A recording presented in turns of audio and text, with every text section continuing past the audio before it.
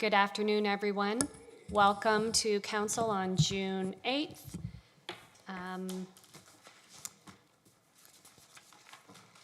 I actually realized I did not ask if there was a disclosure of pecuniary interest and the general nature thereof earlier. Did I?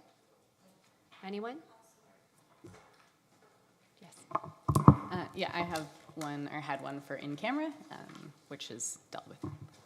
Great, thank you. Okay, I'll start with our territorial acknowledgement. We would like to begin by acknowledging that the land on which we gather, land on which we are broadcasting from today, is the land traditionally cared for by the Haudenosaunee, Anishinaabe, and Chinonton people. We also acknowledge the enduring presence and deep traditional knowledge and philosophies of the Indigenous people with whom we share this land today. I would like to add my own personal reflection to the territorial acknowledgement. As someone whose family has been in Ontario for generations, I've often reflected on my own connection to this land. My great-great-grandfather was a land surveyor who worked north and west from Toronto before eventually settling near Durham, Ontario. As I've learned more about Indigenous history, I've come to recognize that while my ancestors helped map and settle parts of Ontario, they were entering landscapes that were already known, inhabited, and cared for by First Nations for countless generations. Reflecting on my own family story has reminded me that learning about our shared history also means re-examining what I was taught, what I wasn't taught, what I believed, and whose voices were missing. I'm grateful for the opportunity to continue that journey, and I encourage others to do the same.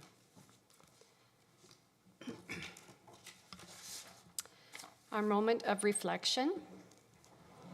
We have two today. On June 6th, we remembered our London family, Yuma Afzal, her mother Madia Salman, her grandmother Talak Afzal, and her father Salman Afzal, who were tragically killed 5 years ago while out for a walk in London, Ontario. We also remember their young brother, son, and grandson who was seriously injured but survived. This painful anniversary is a reminder of the dangers of Islamophobia, as well as the racism, hatred, and violence that our Muslim neighbors continue to face. As a city, we reaffirm our commitment to join with Muslim communities in the face of hate and to challenge racism and discrimination in all its forms. June also marks Pride and Indigenous History Month. This past Friday, we opened the month of celebrations for Indigenous History Month and Pride with our Beats in the Square community event. Through music, dance, performances, and community connection, we celebrated 2S LGBTQIA+ people and Indigenous history and identity. Waterloo celebrates Pride and Indigenous History Month with the belief that an inclusive city is one that recognizes differences and ensures residents have equal opportunities and benefits. We support an enhanced sense of belonging for all residents and a commitment to reconciliation. Okay, moving forward, the approval of minutes. Would anyone like to move May 11th council meeting minutes? Councillor Wright moves, seconded by Mayor Dorothy McCabe. All in favor? That passes. Item 7, the consent motion. The 2026 Arts Grant Report. Does anyone wish to remove anything? No? Would anyone like to move? Councillor Freeman, seconded by Councillor Vasek. All in favor? That carries. Our next item is staff report, administrative corporate policies, A-046 AI governance framework policy. There is a presentation by Ryan Perani.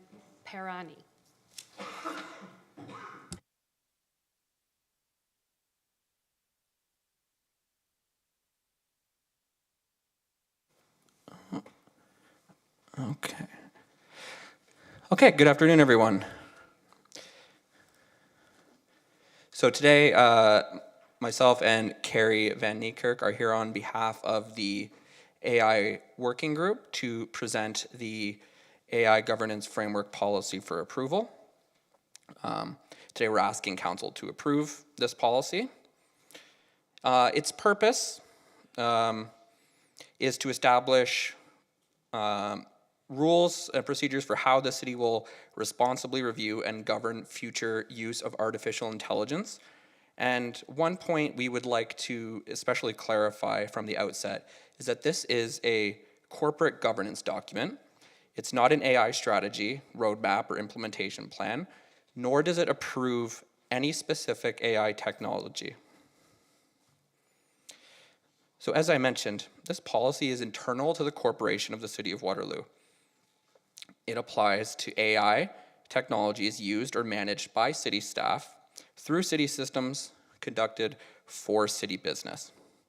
It does not regulate residents, businesses, or the broader community, and it does not establish a public AI program, nor does it apply to the broader community or infrastructure matters associated with AI. Were a public-facing AI service to be proposed in the future, this policy would govern the city's internal review of that proposal. It does not authorize one today. So why is this all coming forward now? So as I'm sure we're all aware, artificial intelligence technology is a hotly debated topic in the news and in society, and its functionalities are increasingly being built into the software and services across all sectors that we live and work in. And its interest in the potential use cases of this technology is growing across this organization and many others. At the same time, Ontario's legislative framework for public sector AI, the Enhancing Digital Security and Trust Act, is continuing to be developed, establishing a framework for requirements around AI in public sector organizations, including requirements around transparency, accountability, and risk management. Putting this framework in place now will allow the city to approach future opportunities consistently, thoughtfully, and with appropriate attention to transparency, accountability, privacy, security, and risk. So a little bit of background on how this policy was developed. This policy was developed through the AI working group established under the Digital and Technology Steering Committee. The group brought together a cross-functional perspective from digital services, privacy, information security, procurement, legal, ready, and operational service areas. Staff also reviewed approaches being developed by other municipalities and public sector organizations throughout the province, and the policy received input from labor and employee group representatives and was reviewed and endorsed by DTSC and ECMT. This was intentionally developed as a corporate policy rather than the work of any one division. So what the policy actually does. The policy establishes the principles and governance mechanisms that will apply to future AI use at the Corporation of the City of Waterloo. So responsible AI principles that the policy defines are human oversight, privacy, security, fairness, transparency, and ensuring that AI use is justifiable and proportionate.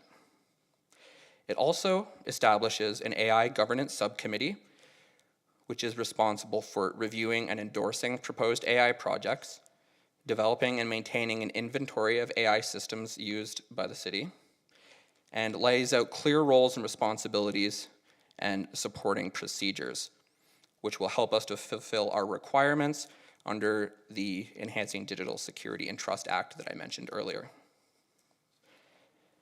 The emphasis here is on creating consistent control points before these technologies are implemented and to manage these control points throughout these technologies' life cycle. One thing that came up during the development of this policy is a sense of the city's approach to AI at this time. And it was felt that the city's approach is one of cautious optimism at this time. It's recognized that AI may offer opportunities to support service delivery, improve processes, and build organizational capacity as the community needs continue to grow. However, it is also strongly acknowledged that AI technologies are not a substitute for staff expertise, professional judgment, or human interaction. Throughout, human accountability remains central. The purpose of governance when it comes to AI is not to prevent responsible use, it is to allow the city to consider opportunities in a careful, transparent, and defensible way, and to fulfill our legislated obligations.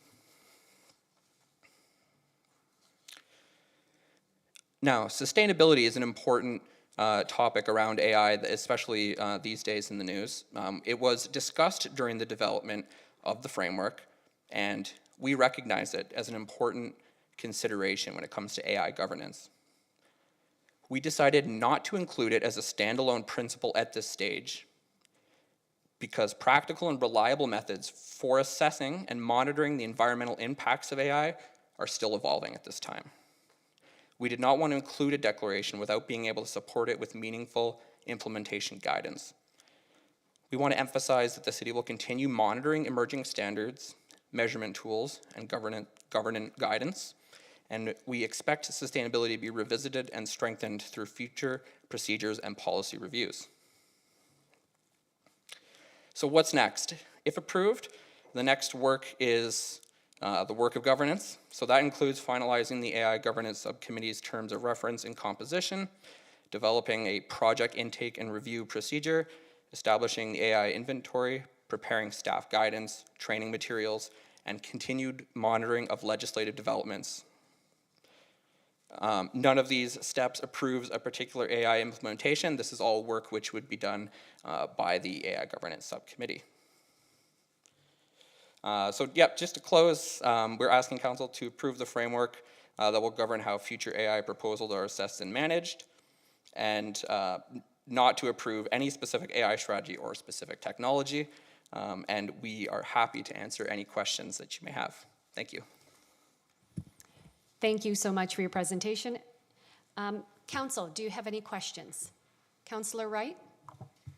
Thank you. Through you, Chair.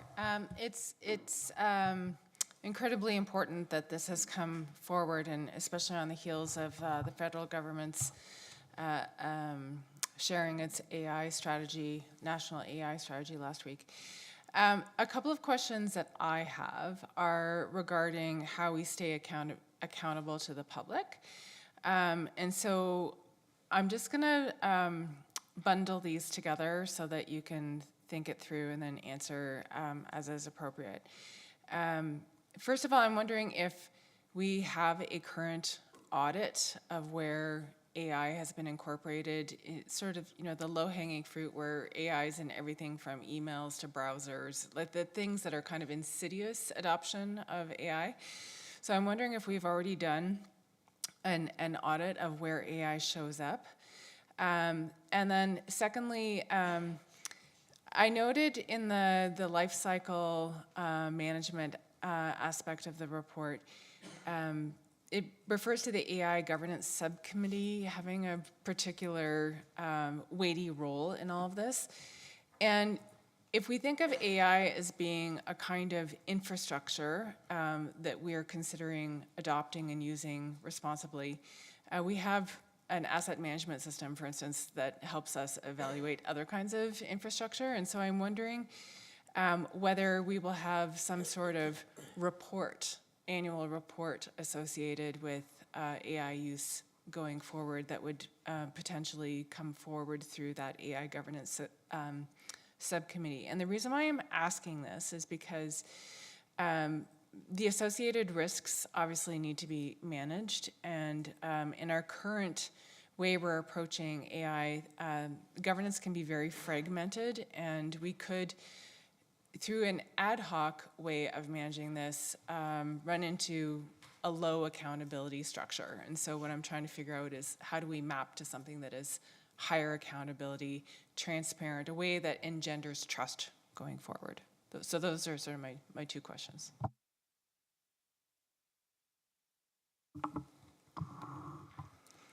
Thank you. Through you, Chair, to the councillor. Thank you for your questions. They're all excellent questions and things that the working group is considering as we move forward.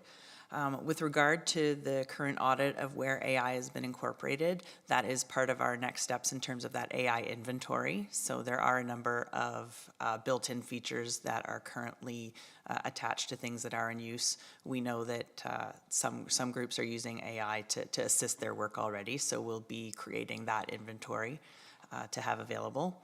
With regard to the life cycle management aspect, I think similar to what we've seen as we've learned how to move forward with monitoring and measurement for some of our like our sustainability and greenhouse gas measurement. We have a corporate sort of report that comes forward that's an umbrella reporting. So I think that's some good direction for the working group to take away and discuss how we can provide some sort of umbrella. So at the moment, we are taking an organizational umbrella approach to this. We do know that individual AI technologies as they come forward will likely come forward through individual working groups, but it's a very good point that one overall insight for reporting is a great way to go. So we'll take that away for sure. Yes, Natalia. As Carrie's co-chair of the working group, I would like to also add to Councillor Wright's point that Ryan mentioned earlier the legislation that sort of brought about this responsibility to public bodies to audit and inform public of the instances of the use of AI. So the first 2 points that you made, they are legislated, so we're required to create an inventory and we're required to inform the public of the use of AI. Thank you. Thank you. Councillor Hanmer? Thank you, Chair. Through you and I don't really have a question, it's more a comment. When I read through the material and the framework that you've put together, I want to commend you on what's been put together on an area that is a little tricky for all of us to navigate right now, and especially when we've got legislation that's passed but no regulations to go along with it. So I think staff have done a really good job in pulling it together in a way that it truly is a framework and will allow us to monitor and move forward with the regulations. So thank you very much for what you're doing. And Natalia did answer the question that I did have. So thank you. Council, any more questions? Councillor Vasek? Thanks through you, Chair Rowe. Thanks for the presentation. Thanks for this. We need to do it. It's essential. We can't pretend we're not incorporating AI in our daily work, not just the sort of official principles too. So good to be talking about it. And I really appreciate what you said about the sustainability and how you've been considering it in such detail. I am hoping to add just a recommendation to the staff report, primarily that talks about sustainability, primarily just so that in future reports that point back to this as our first foray into AI, that it's captured directly and explicitly that you already have been considering sustainability, and that council are also find that important and are also directing staff to do so. Now, in this, of course, people, I wanted to also say, could come back and look at the YouTube, but we do not. And so when in our reports it says other related reports, and it says this one, this one, this one, this one, so that's what's going to happen. No one's going to look at this good presentation you've done and explanation.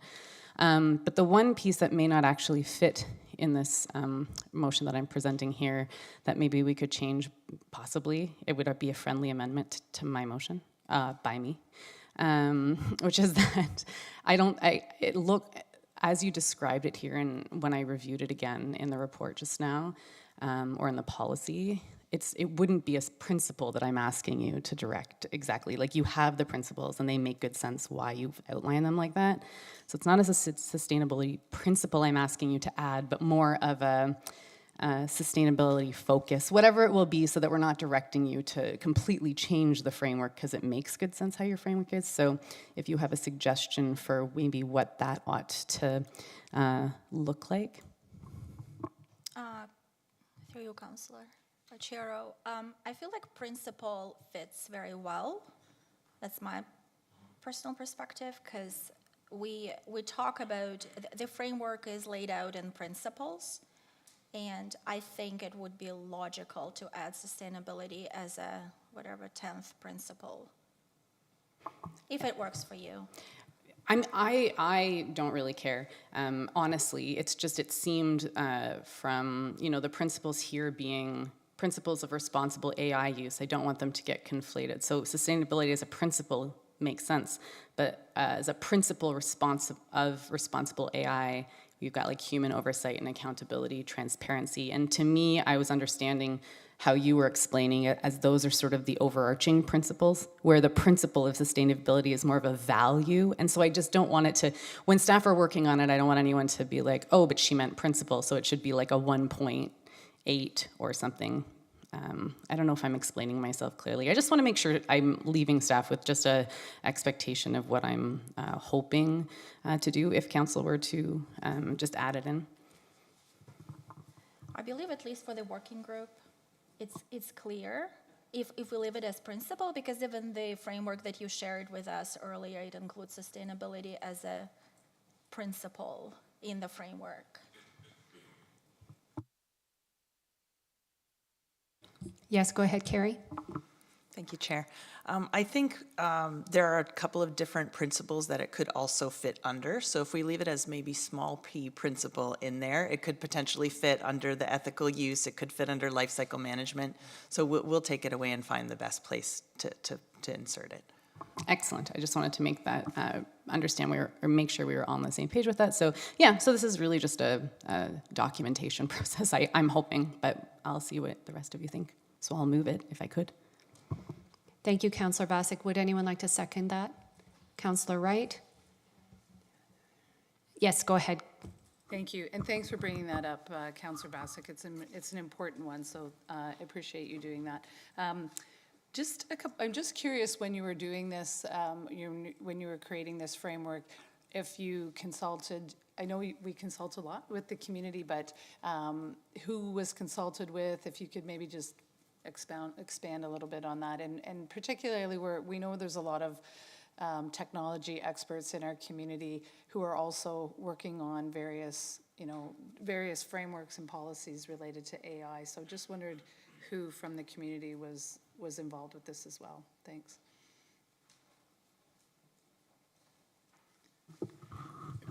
Yes, thank you for the question. So when we were developing this framework, mostly we were consulting with what other municipalities and public sector organizations had done. And in that process, not just municipalities and provincial, but also federal guidance and guidelines, which are starting to emerge, as we saw last week.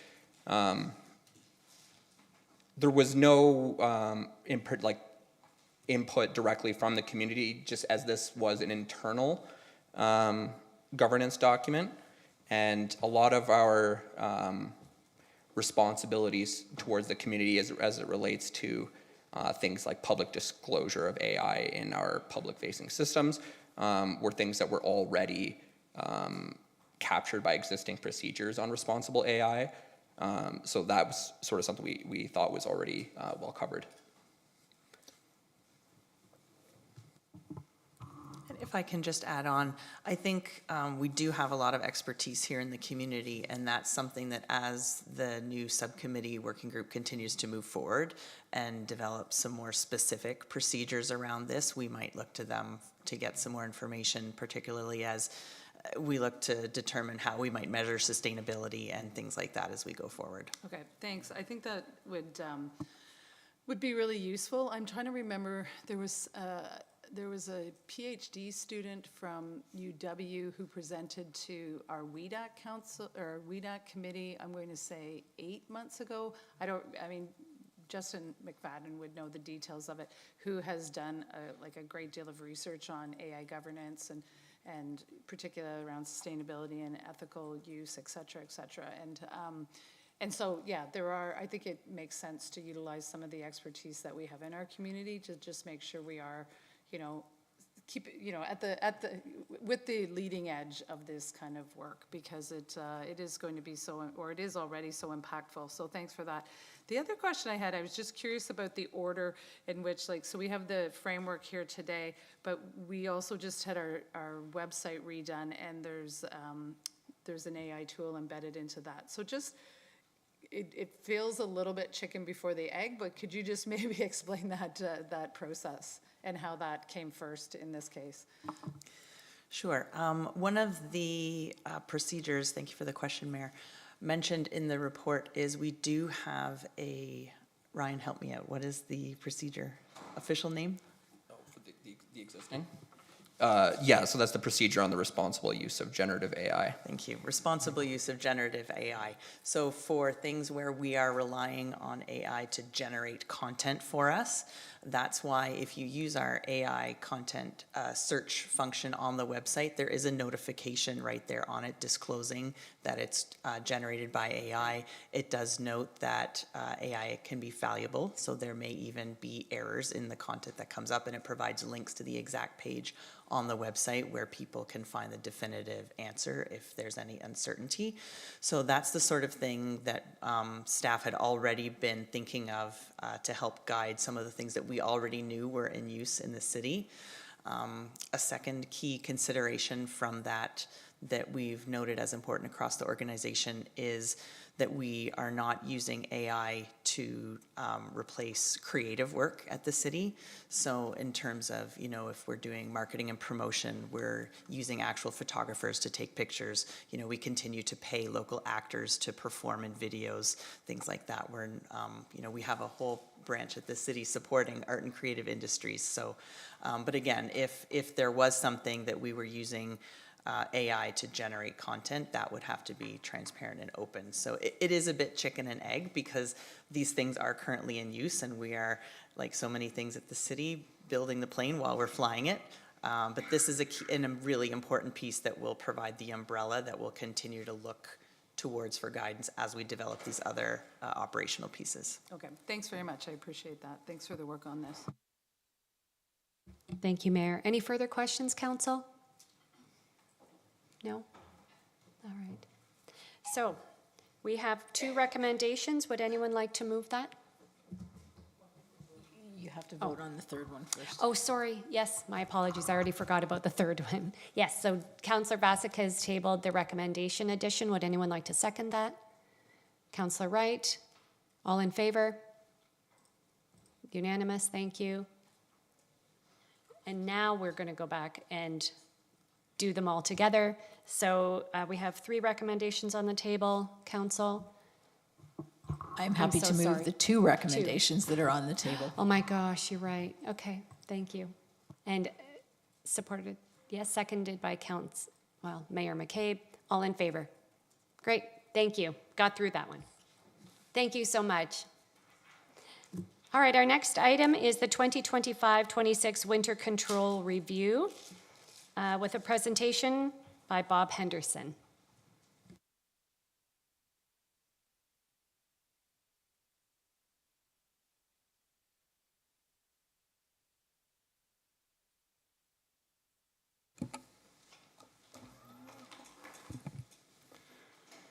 Thank you, Chair Rowe, through you to members of council. I'm here to present our favorite topic, winter control services, and I'm here to present on a number of partners on our behalf.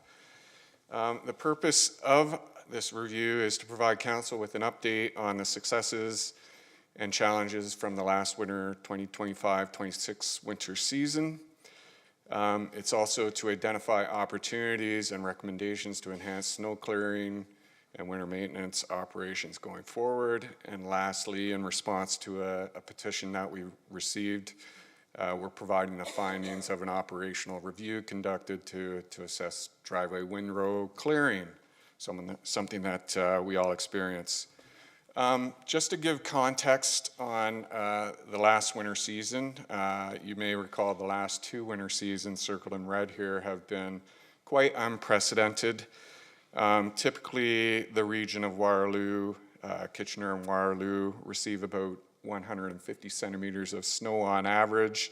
the last 2 seasons, we've experienced over 200 centimeters of snow in Waterloo. When you add that across the roadway network, it requires our operational services to remove a lot more snow than typically we see in seasons past. Winter control services is really comprised of a number of services and departments in the city of Waterloo. They're listed here. I won't go through each of them. I'm sure you know who we are. In looking at last year's winter season, there were a number of successes achieved. We are able to maintain passable roadways and sidewalks throughout the winter season, albeit given a lot of snow that we received, we were able to do this.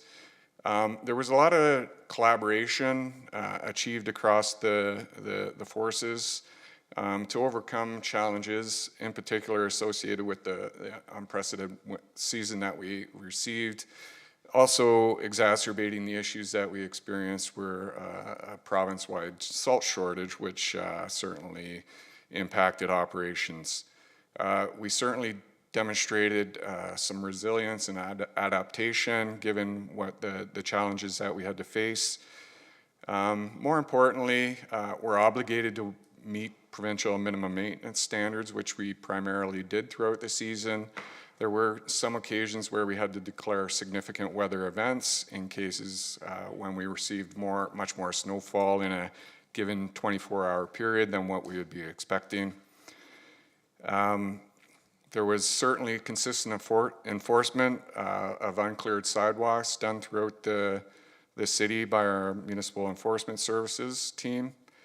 And one of our other successes was continuing servicing sidewalks for qualified residents through the assisted snow clearing program.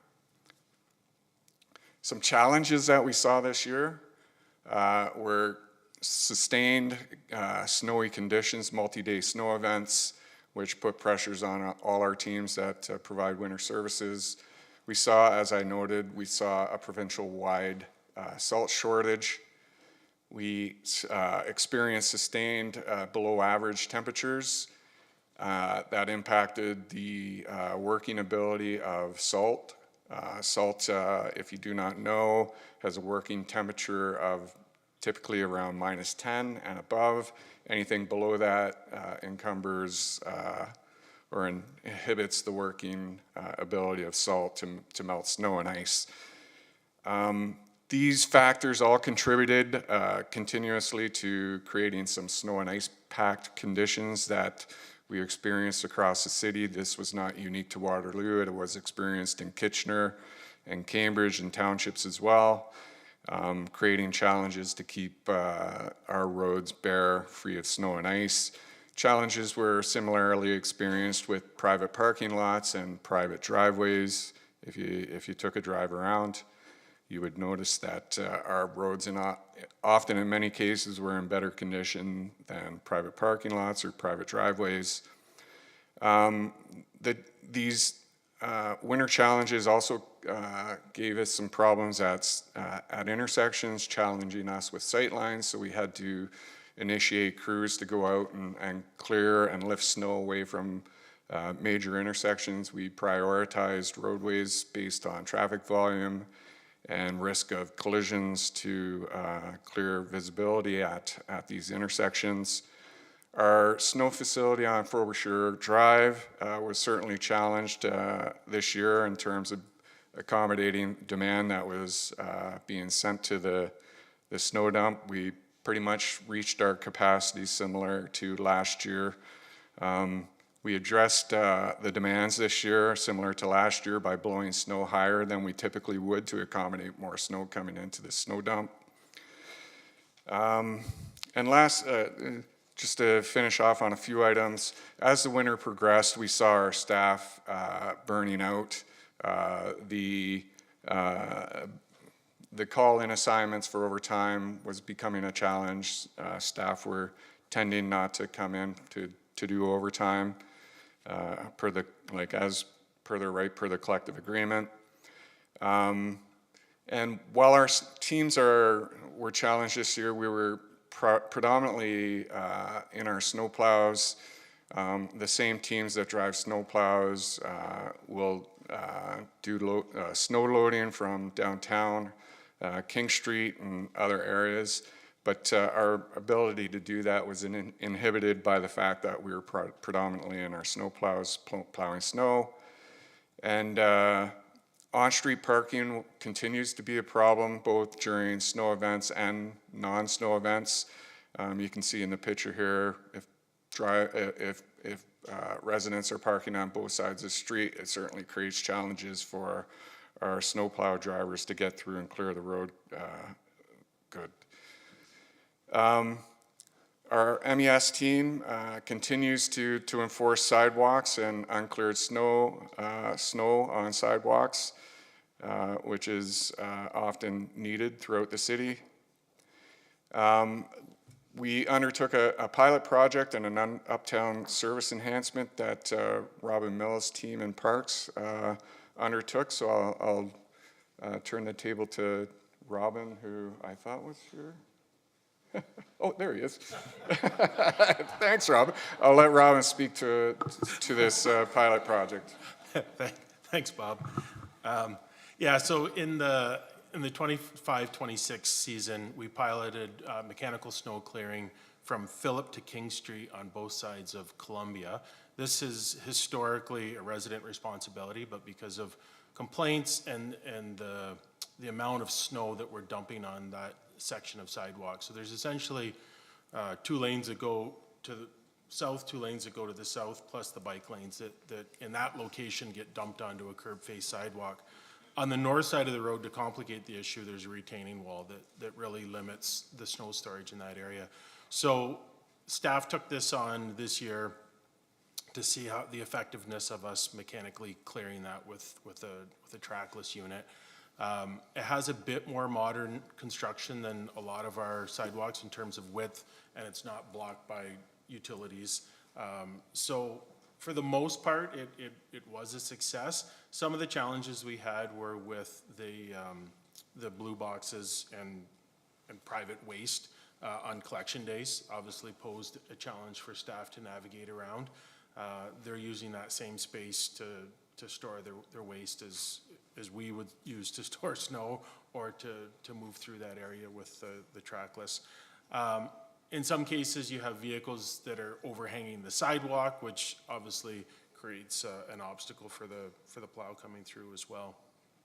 But all in all, I think it went fairly smoothly, and the plans will be to work with our friends in bylaw to figure out how we can work that into our municipal bylaw so that it can become a municipal responsibility for that specific section. We did some snow loading on Union and Regina Street. Originally, our plan was to do some mechanical clearing on Union, a lot of the same reasons for Columbia. However, with the lead up to construction that we'll be taking road reconstruction that will happen this year, there was too many challenges in terms of utility relocation, so the plows actually couldn't navigate the sidewalks in that area. So we did some snow loading through there as well on Regina. That proved to be a fairly costly endeavor for those 2 sections of city streets. And near the end of the winter, or maybe it wasn't the end, it was probably the middle, it felt like it should have been the end. What we dealt with was the contractor that we had on retainer essentially had commitments to a number of other clients, including IPPW. And so we did run into some challenges where we were essentially triaged to a point where, we needed the service today, and they were telling us, it'll be next week or it'll be 2 weeks from now before we can get there. So there was some limitations in that regard. Again, around the same time, it was coming off of the Christmas break, we started receiving a high volume of complaints on King Street. Robin, I'm sorry to interrupt. I just want to let you know you have 1 minute left. Oh, shoot. Okay. And so we pivoted. We rented a small piece of equipment in the for the uptown core, a little bit more nimble. We were going in and clearing around bus stops, and we were clearing around intersections and curb cuts and the PXO buttons just to clear and move snow with a smaller piece of equipment. That proved to be extremely successful. We'll look, as long as budget permits, we'll look to do that in the coming season. Back to you, Bob. Thank you.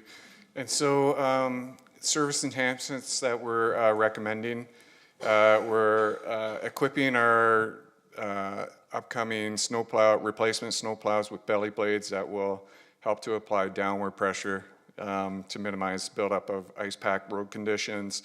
We're reviewing the feasibility of upgrading the snow dump site. We're considering forward-facing camera technology for operator safety and documenting road conditions and services, and continuing our enforcement practices. Lastly, I'll finish up. We were asked by petition to undertake a Windrow snow clearing operational review. We undertook a Canada-wide survey. The results indicated that there's no established practices or any widely adopted practices. A city-wide program would consider significant capital operating, cost investments in equipment and staffing. The city of Mississauga undertook a review, and it turned out to be quite confirming those significant costs. And to finish up, windrow clearing would occur after snow plowing operations, and that would occur generally almost 24 hours after snow plowing services have been finished. Staff do not recommend pursuing the citywide windrow clearing program because of the significant investments, estimated 30,000 driveways, and completion times, complaints, liabilities. Thank you. Thank you so much, Bob. Thank you for the presentation. I just wanted to comment that staff did an incredible job this winter. It really was challenging. So thank you to your staff for all of their hard work. Councillor, do you have any questions? Councillor Wright? Thank you, through you, Chair. I think I'm fastest on the button today. I really resonated with your comments about everybody being very, very tired of winter, halfway through the winter. It was extraordinary, for sure. I am wondering if you could just share with us a little bit about the Citizen Insight application and how that worked, and sort of what the parameters for it and how effective it was. Thank you for the question. The Citizen Insight is kind of provided for a number of reasons. I'll speak to two in particular. One, it provides residents the ability to see where, not necessarily where snowplows are, but it allows them to see where they have been, and to see basically roads being completed through neighborhoods, things like that. The other benefit of the Citizens Insight provides our own internal staff the ability to confirm road completions, and if there have been any missed, it gives us the ability to go back and clean those roadways if they're missed. I know Parks has been using it too as well, to their advantage for tracking their sidewalk snowplows and completions and completion times, things like that. So it has been a tool that we've taken advantage of, and it was a recommendation that came out of the modernization review a few years ago, 2019 to be exact. Thank you for that. I found it to be really helpful as a councillor. As you know, in Ward 7 with the curb-facing sidewalks and some streets being serviced by City of Kitchener, and with residents, I was able to do a certain amount of, you can go and look at this, and we can work through this together. So it was a great communication tool for me as well. So definitely really appreciated that. Just two other points I have. One is, I think once we got going with servicing Uptown, it kind of got into a groove, and things really improved significantly.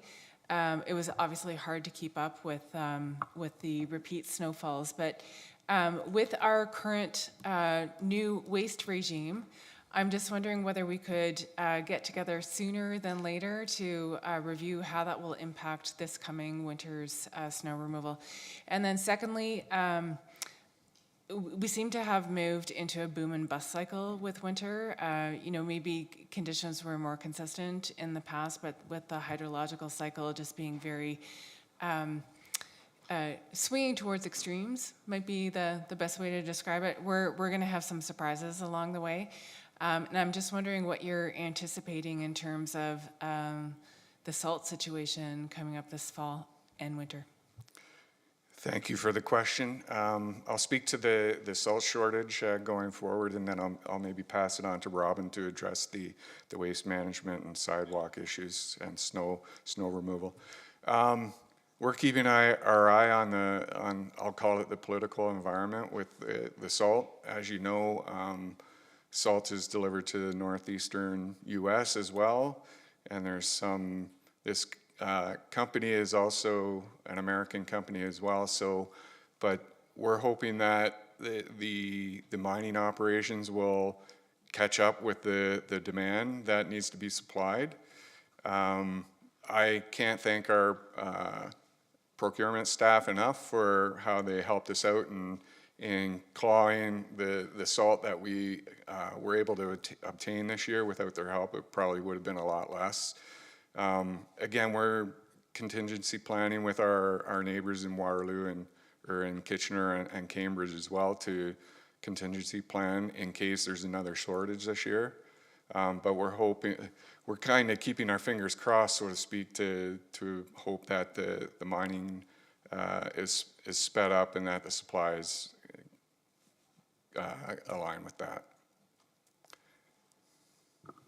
Good. Through the chair to you, Councillor Wright. So in terms of the waste, Nicole tells me that we've had early conversations with the BIA in addressing that. What I can say is I think the bins have proven to be a bit of improvement in the sense that the material it's easily found by the collector. So when they were throwing bags out, if you had a snowfall, the bag would get covered, and then the plow could come by, rip the side of the bag open, and then there's a bit of a mess that gets frozen in place. So I think there's quite a few positives from the bin system from a winter maintenance perspective that I think we're going to experience in the coming years, and we'll continue to work with the BIA to address any concerns of placement and displacement of them, I guess.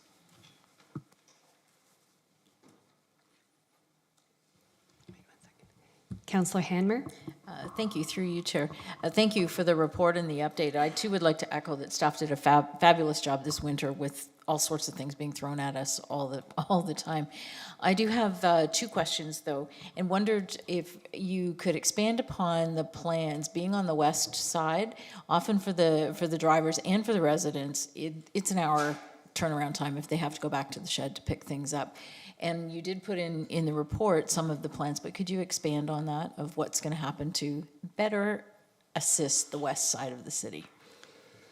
Well, we're continuously looking at our routes that we provide, and we're always creating efficiencies where we can. So we're trying our best to get to the city citywide through all wards, recognizing that our service center is on the east, primarily the east side of the city. It does take time to get to the west side city. I know there's a review being undertook or has been undertook, and perhaps I can let Commissioner Van Udenham speak to that. But again, we're always looking at our salt routes. We prioritize our road network based on classes of roads. So essentially our snowplow drivers are servicing our higher order roads like regional roads first, and they're all dedicated to those roads. So once the snow stops and our higher order roads are in a shape that we can determine we can get our crews out to the other wards, we do that. So thank you. I was referring a little bit more to the plans for additional spots, and perhaps Kevin, you can expand on that. Additional spots on the west side for either equipment to be there, or whether it's the second salt shed that we have, or the other. Yeah. Through you, Chair Rowe, to Councillor Hanmer, Yes, so that's correct. So last year, we undertook a feasibility study for a satellite service center on the west side of town, really to get at some of the issues you noted around, additional salt storage capacity, heated indoor vehicle storage, place for staff to come, and just to assist with the response times on the west side of town. And so that is something that's very much on our radar, and we are going through a process now in terms of capital planning to hopefully bring something like that online. It would involve land and capital costs to build the facility, and we would hope that we would be able to leverage partnerships with the region or other area municipalities sort of that have similar needs in that part of the city as us to look at maybe partnering on something if that was possible. But lots to be explored there still. Okay, thank you. I think it's important for residents anyway on the west side to know that we're not forgotten, that we're on the other side, and know that it does take a little bit of time to get there. We just have to look at what the right solution is. Which brings me to my second question, and this one I think is probably more of a timing thing. When we're doing the regional roads, and I think this year also the bus stops were done very, very well, but there were some times when the bus stop looked perfectly clean, the snowplow would come by, and you could get to the bus stop, but you couldn't get from the bus stop to the bus. Yeah, so I can speak to that. We're always trying to coordinate our services. There's, I think, 5 different agencies that contribute to servicing sidewalks, roads, bus stops, etc. Recently, we had met with our READY team, and one of the recommendations that came out of that was to get these agencies together, who I don't think have ever met face to face. And the end goal is to improve coordination between the services so that there's no discontinuity between the services. Thank you for that. I think, and as I said, I'm sure it's a timing, excuse me, of when it's happening. But some of all of the bus stops are critical, but some that if people are getting to medical appointments, thinking along Ira Needles, there's a couple stops there that you'd be stuck if you couldn't move. So thank you.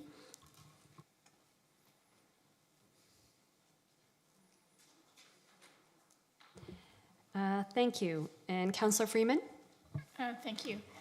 Thank you for the report and the work that you put into it. And I appreciate the review that you did with regard to windrow plowing because that request did come from someone in my ward.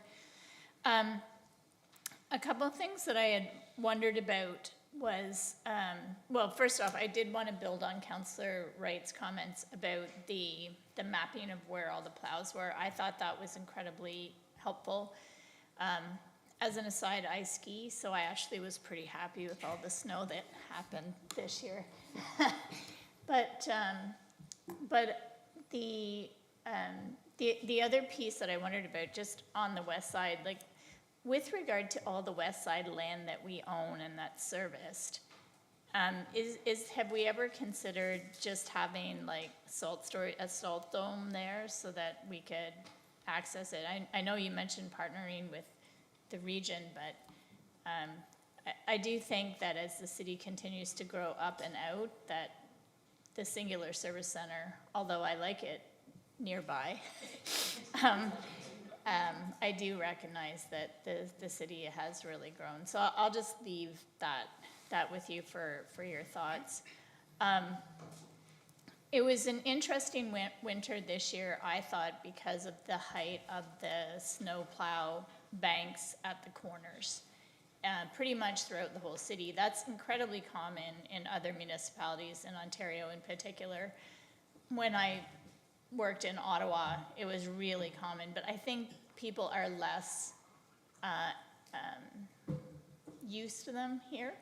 And so I just didn't know whether or not there was any focus or whether there could be a focus in the future in terms of cutting down just embankments within that, what do we call it, the daylight corner? Is that what we refer to it in planning? Just on that front.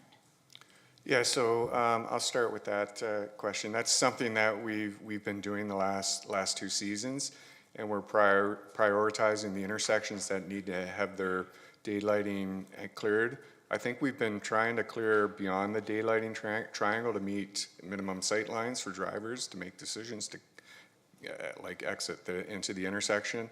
So that's something that we're doing, and I think we can still find a way to enhance that.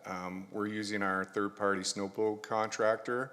We baked it into our contract this year to have them be able to do that service for us instead of trying to find someone. So that was planned in advance to have that done. So yeah, it's these past 2 winters have certainly exacerbated the sightline issues. And I think we've done a good job at clearing out those intersections on a priority basis. I'm not complaining. Yeah. The only other question that I was saddened in the report to read about the violence that had been undertaken towards some of our drivers, and I don't know if there's anything that we can do to help curtail that, but it was really sad to see that. Yeah, if I may respond to that, I think we've seen, well, these past 2 winters have certainly exacerbated frustrations for a number of reasons. In the past, we typically saw people either yelling at drivers or throwing shovels at the trucks, but it seems to be escalating to the point where people are trying to enter the vehicles and get to the drivers and attack them. So yeah, we've been looking at mitigating measures to deter that kind of behavior through potentially the use of forward-facing camera technology to essentially deter that behavior. I've heard of municipalities using signs on the side of the vehicles saying that they're being monitored with cameras. And so we're hoping that behavior curtails through that process if we decide to pursue it.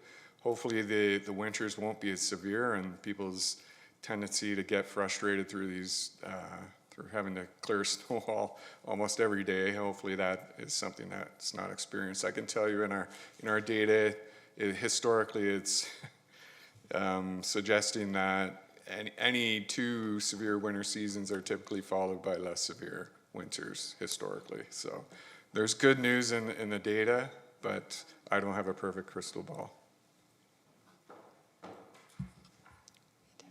All right. Thank you. Mayor McCabe? Thank you, and through you, Chair, thanks, as others have said, for the service over the winter and for the report. I was just curious about the snow storage piece and the information in here that you're looking for another location. I'm just curious because, like, we know around the city, and just this may be a short-term opportunity, but have we thought about like places of worship as snow storage? Like, because we know there's churches and places of worship that attendance is declining, and some of them are located in a lot of neighborhoods and have substantially sized parking lots that aren't fully utilized. So I'm just curious if there's been any consideration of something like that, and that we could perhaps like use some of that space instead of having to go to a snow storage, like one location where you have to transport it all. Yeah, so we have not looked at that service. It's something that we could consider, but I think there's also environmental issues that come along with storing snow. Yeah. So that would certainly have to be reviewed. And just to be clear on the upcoming work on looking at upgrades to the existing snow state, we're looking at technologies that might help us through snow melting technologies to increase the capacity that can be handled at the snow dump site. And if that proves to not be an option, we'll pursue the option of other land that's been on the table in the past. We're coordinating that, potential cost arrangements and cost sharing with the region of Waterloo, because their network is contributing to the capacity issues at our snow facility. Okay, thanks. I was going to ask about snow melting, so thanks for referencing that. The other question I had was because we're rolling out the CRM. Do you expect that to be in place by the upcoming winter? It's kind of sad to already be thinking of winter 2027, but will that service be available for people to report, like if they have questions about snow clearing, sidewalks, roads, etc.? Yeah, I'm not necessarily project managing that CRM process, but I don't know if anyone's here to speak to it. Maybe you know? I'm just wondering about the timeline for. We're looking at launching phase 2, and some of that is incorporating additional service center complaint calls and things like that. So I'll take that away and follow up with the CRM project team, and we'll let you know what the timeline is for that, Mayor. Okay, thank you. And I guess my question just around the salt piece, because you used what you called pickling with salt. Is that something that, like, you would, like, is that something that, like, you're worried, if we're worried about a potential salt shortage, like, is the pickling something that we could continue regardless? Like, is that a better thing to do that would lessen our overall need for salt?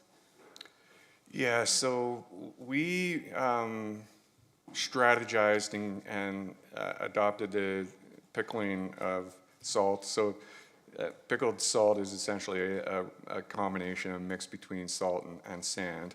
But we use that as a contingency plan and a salt preservation plan to deal with the salt shortages that we were experiencing across Ontario and to preserve our salt that we had on hand. We didn't want to run out. Right. But using sand comes at a cost, and we don't necessarily like using sand. The sand was also used this year as a way to add traction to the snowpacked ice conditions that we experienced. But at the end of the day, the sand ends up going somewhere, and we clean up as much as we can, and we want to avoid sand going into the storm sewer system to avoid flooding, and our storm sewers getting clogged up and causing flooding. So it's not necessarily a strategy we want to incorporate on a regular basis. It was done as a strategy to address this year's challenges. Okay, yeah, well, yeah, because part of where my question comes from is just we know we have Smart About Salt campaigns to, you know, try and reduce the amount of salt that we use and that residents and business owners use, but I was curious what impact to the, you know, our watershed and river systems the sand has, so in addition to salt, and if that would be a reason to continue using it. Yeah, I think in an ideal world, it would be better to continue trying to reduce the amount of salt through more proactive use of salt, using salt more smartly throughout the city network, and continually challenging ourselves to find a way to reduce the amount that we use. Okay, all right, thanks very much. Thank you. Councillor Bodley? Thank you, through you, Chair Rowe. I'll echo the rest of council in noting that it was obviously an exceptionally challenging year, and staff did an incredible job of doing the best that we could to fight with Mother Nature, I guess. Couple of questions I have here. I want to flag, I guess, that in my 8 years on council, this was the year where I received substantially the most number of complaints about the state of some of the side streets in Ward 2 this year. And I note in the report that you referenced the need for us to bring in contractors with graders to do some ice breaking because of not just the accumulation of snow and our need to meet provincial minimum maintenance standards, but also just sort of the crazy freeze-thaw cycles that we had been dealing with led to substantial ice buildup in Ward 2 and in some other wards, particularly on the west end of the city. And I'm just wondering if you feel like we have the operational or policy sort of flexibility in place right now to address this if this becomes more the new normal, that we have funding, that we have policies, that you have the autonomy in place to be able to order these contractors to do grading of some of these side streets in the future, should that be something that is necessary? Yes, thank you for the question. So I'll try to answer it as best I can. Yes, I do think we have the flexibility and budget capacities to bring in graders when we need to. I know we've been looking at purchasing some of our own graders, but they come with, we need to store them somewhere, which can be a challenge. So our storing capabilities are challenged somewhat. But I think we have the flexibility to bring those grader companies in. They're quite I think, efficient in allowing us to continue doing our jobs, and they come and bring in a specialized service that we're happy to bring them in when needed. These past 2 winters have been kind of unique in terms of snow and ice buildup on roads that we've never seen before or are used to seeing. So I think it was somewhat of a unique situation. But at the end of the day, we've already started ordering, putting on order when we're replacing our snow plowing equipment to have them come in with new blades that will help mitigate snow and ice buildup coming on roads. So again, long story short, I think we're in a position where we can continue doing what we're doing. Okay, great. Second question again through you, Chair Rowe, is back in 2019, council and our staff undertook and council approved a winter control modernization review. And seeing as that was 7 years ago, I'm wondering if maybe you could provide some feedback to us about sort of progress, some of the things that we've done since 2019 that emerged from that report, and whether or not you feel like we need another complete winter control modernization review to see where we're at today, or whether you feel like an update would be needed.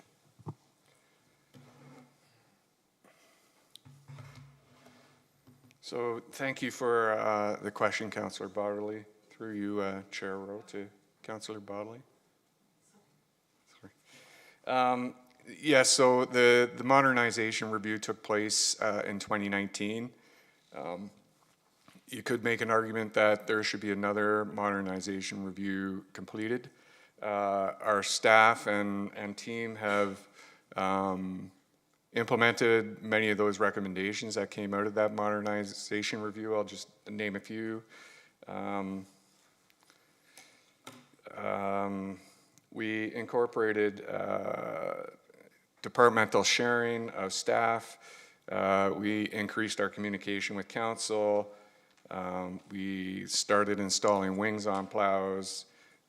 We started using automated salt application technology, salt inventory management, and use of technology such as GPS and the Citizen Insight application. And we've been constantly reconfiguring, finding efficiencies in our snow plowing zones and routes.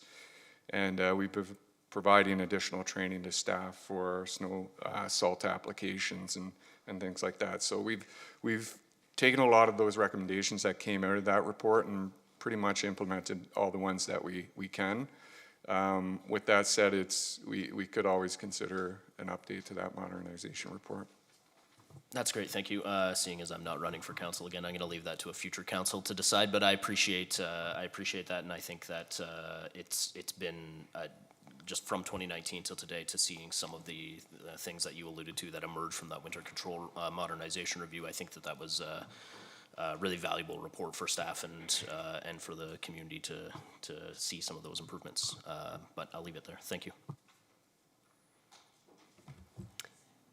Yes, go ahead, Councillor Freeman.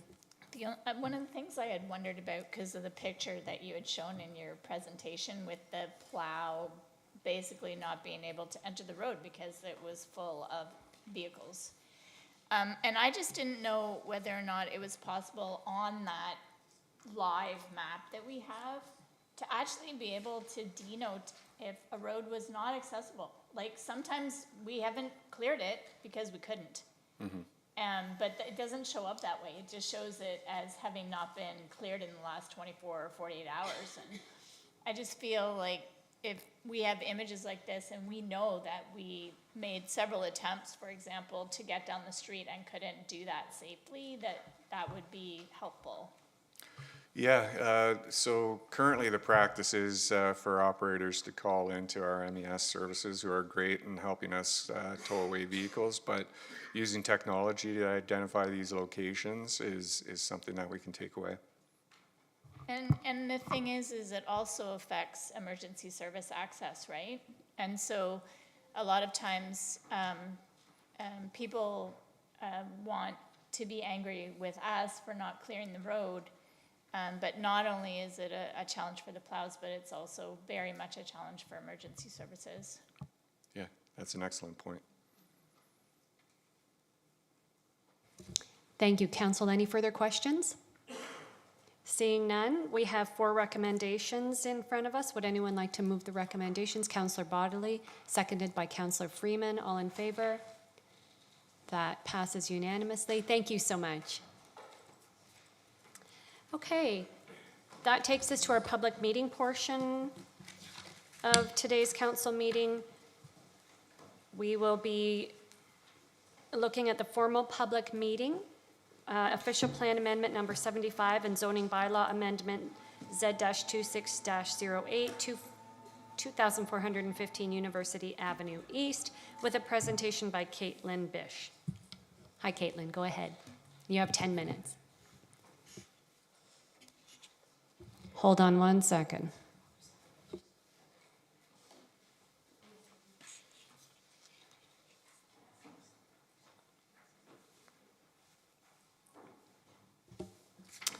Sorry, I have something I have to read first. For later, okay. All right, this is a formal public meeting to consider item 10A, official plan amendment number 75 and zoning bylaw amendment Z-2608, 2415 University Avenue East. Any persons who want further notice of this application, including the passage of any bylaw, should sign the appropriate register in the binder located on the desk at the rear of the council chambers. If there is more than one binder, please make sure you're signing the appropriate one. Will the clerk please advise council on the method used to give notice of the meeting and the dates notice was given? Notice was advertised in the Waterloo Region Record on May 14th, 2026, and mailed or emailed on May 12th, 2026 to all property owners within 120 meters of the subject property and to public agencies. An informal public meeting was not held. Thank you.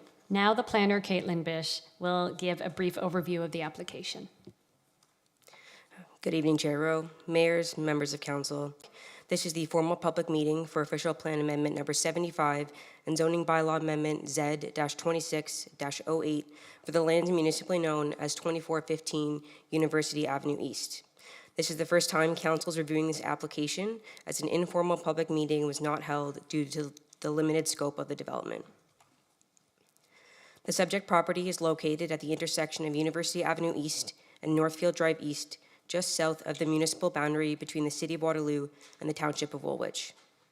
The lands to the east of the subject property is a municipally owned stormwater management facility and sanitary pumping station.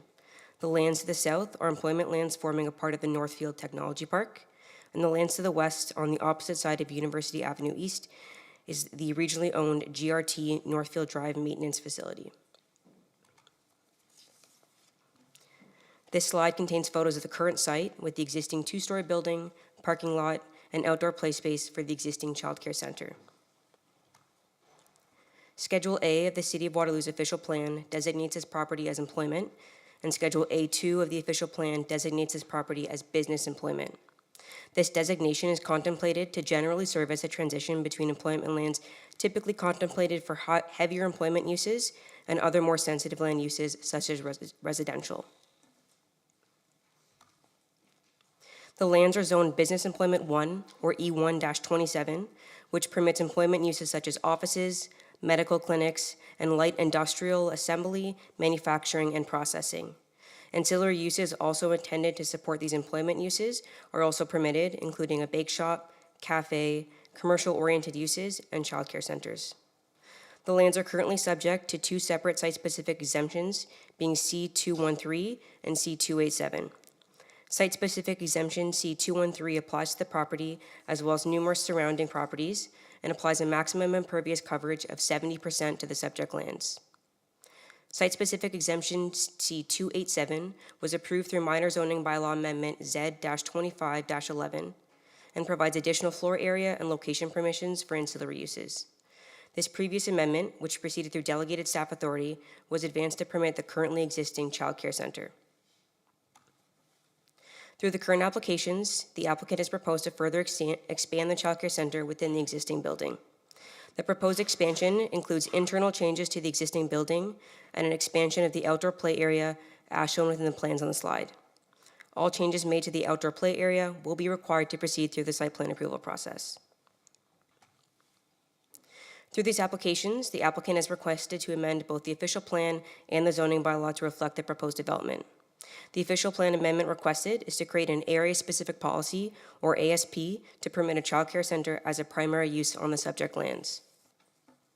The zoning bylaw amendment requested is to amend the existing site-specific exemption C287 for the subject lands to permit a childcare center as a primary use, as well as to permit structures accessory to a childcare center with an area of 2.5 square meters or less and a height of 2.4 meters or less to have a street line setback of 1 meter along Northfield Drive East, provided that these structures are fully screened. Staff have reviewed all requests, public comments, as well as all materials submitted through the formal application in consideration of this proposal. As such, staff recommend that council approve staff report IPPW 2026-028 and approve official plan amendment number 75 and zoning bylaw amendment Z-26-08 as outlined in section 6 of the staff report. This concludes my presentation, and I'm happy to answer questions regarding this application. Thank you so much. Council, do you have any questions for staff? Mayor McCabe? Yeah, thank you very much, and thanks for the presentation. Really good to see more childcare coming to the city, and especially so many, 88 spaces is really great, because we know there's a real deficit in Waterloo particularly, so glad to see this coming forward. I'm just curious if there's any, because we've got this ongoing water issue, if there's any water conservation strategies included in the application. Through the chair to you, Mayor McCabe, not my understanding there is. I know that there's restrictions on building permits right now for any uses that result in new net water, but it's my understanding that childcare centers are one of the few uses that are exempt from that, so they would be permitted to move forward through a building permit. They do have specific requirements through the Ministry of Education as well as under other applicable legislation in terms of like fire and like for all of their necessary services. So I'm not aware of that. The applicant might be able to provide or their agent additional information, but through this application it wasn't outlined. Okay, thanks. I mean, it's a question I've been raising with a number of developers, regardless of whether they're nonprofit or private sector developers, just because, regardless, we do have a water capacity issue right now, but, we need to be really mindful of the use of water. I probably don't need to tell you this, but I assume that the developers listening, just, the more water conservation that's done by ICI and residents, et cetera, the better. Now and going forward. So hopefully that is something that, I know we weren't able to put high performance development standards. We weren't able to require those, but certainly hope that that is something that the development community does start to really consider or start to implement. So thanks for this. Thank you. Council, any further questions? I'm happy to move it. Oh, sorry. Sorry. Sorry. This I know, we have a Yeah, yeah, yeah. delegation. Thank you so much, Caitlin. Oh, there's delegation. Thank you. Sorry. Yes, we have one registered delegation. I'd like to invite Trevin Hawkins from MHBC Planning to come forward. I feel like I shouldn't say anything if the mayor's ready to move it. I mean, I should just sit down and we can put your hands up, right? Yeah. So I think this, just a little bit of background for council, this site, it's an existing building. I don't know if Councillor Freeman would know this, of course, but the building was built pre-COVID, just pre-COVID essentially. And it's been, other than a physiotherapy tenant medical office in the bylaw, it's largely been vacant for a very, very long time. And Creative Beginnings occupied a portion of the building through funding that they got from senior levels of government. And they went through a process which Caitlin outlined and got site-specific permission to occupy 35% roughly of the building, more than the bylaw would have allowed. And no sooner did they move into the building or basically finish the construction that they were advised they got more funding. So that's why we're back in front of council this time for this application, is because they got additional funding to add those extra 88 spaces, and of course they wanted to take advantage. So they asked me, how quickly can we get this daycare application through, because it's tied to funding, which has to be, they have to start construction or I think they have to open the daycare this fall in order to access the funding. So Caitlin and Joel and Natalie were great in terms of moving it through the process. That's why we're here for a formal. We didn't go through the informal. It's all tied to the speed with which to access the funding to allow the daycare to proceed. So that was one thing I wanted to mention.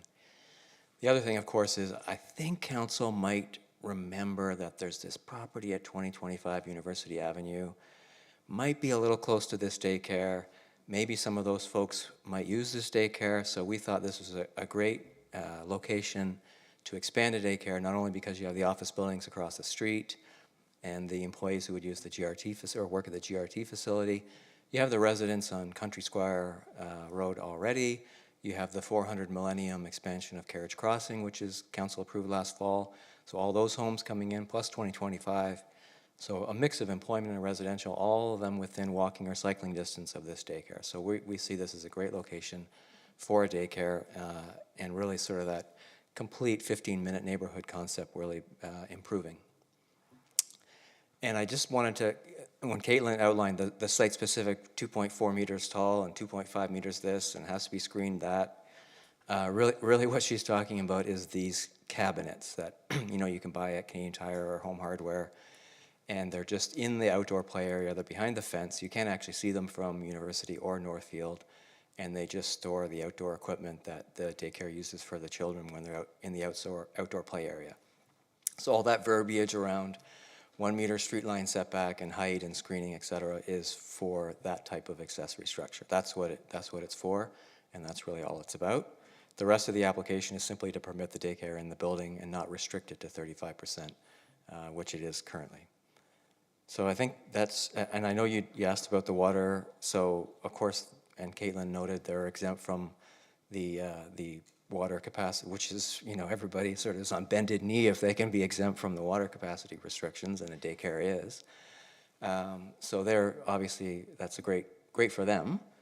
But again, the building was built, so a lot of the plumbing, et cetera, was already installed in the building a number of years ago, and it was built to the code requirements at that time. So now we're just talking about the bathrooms and the kitchen facilities for the kids, et cetera. So I think that like a daycare is one of the most regulated uses you can have in Ontario. So they're going to be going through not only the code, but all the other legislation that, number of bathrooms per child and staff bathrooms and all these other requirements that go with operating a daycare. So they will certainly be mindful of all of those requirements, and like any good building operator, the owner of the building is looking to minimize their utility costs. So I think the two parties will be working together to sort of seek those savings when they can. Thank you so much, Trevor. Council, do you have any questions? No? Seeing none, I'd like a mover for that, please. Councillor Freeman. So some people might know that I'm very passionate about Sorry, my apologies. We have to, hold on. My apologies. One more step. All right. Is there anyone present today who wishes to speak to this application? Yes. No? Seeing none. We've asked if there are any questions. There are none. If there are no more delegations, this formal public meeting is concluded and the application is now open to council for a motion and debate. It has been moved by Councillor Freeman. No, I have to read that. Well, first off, I would like to say that some people might know I'm pretty passionate about childcare, and I built a daycare center back in 2001.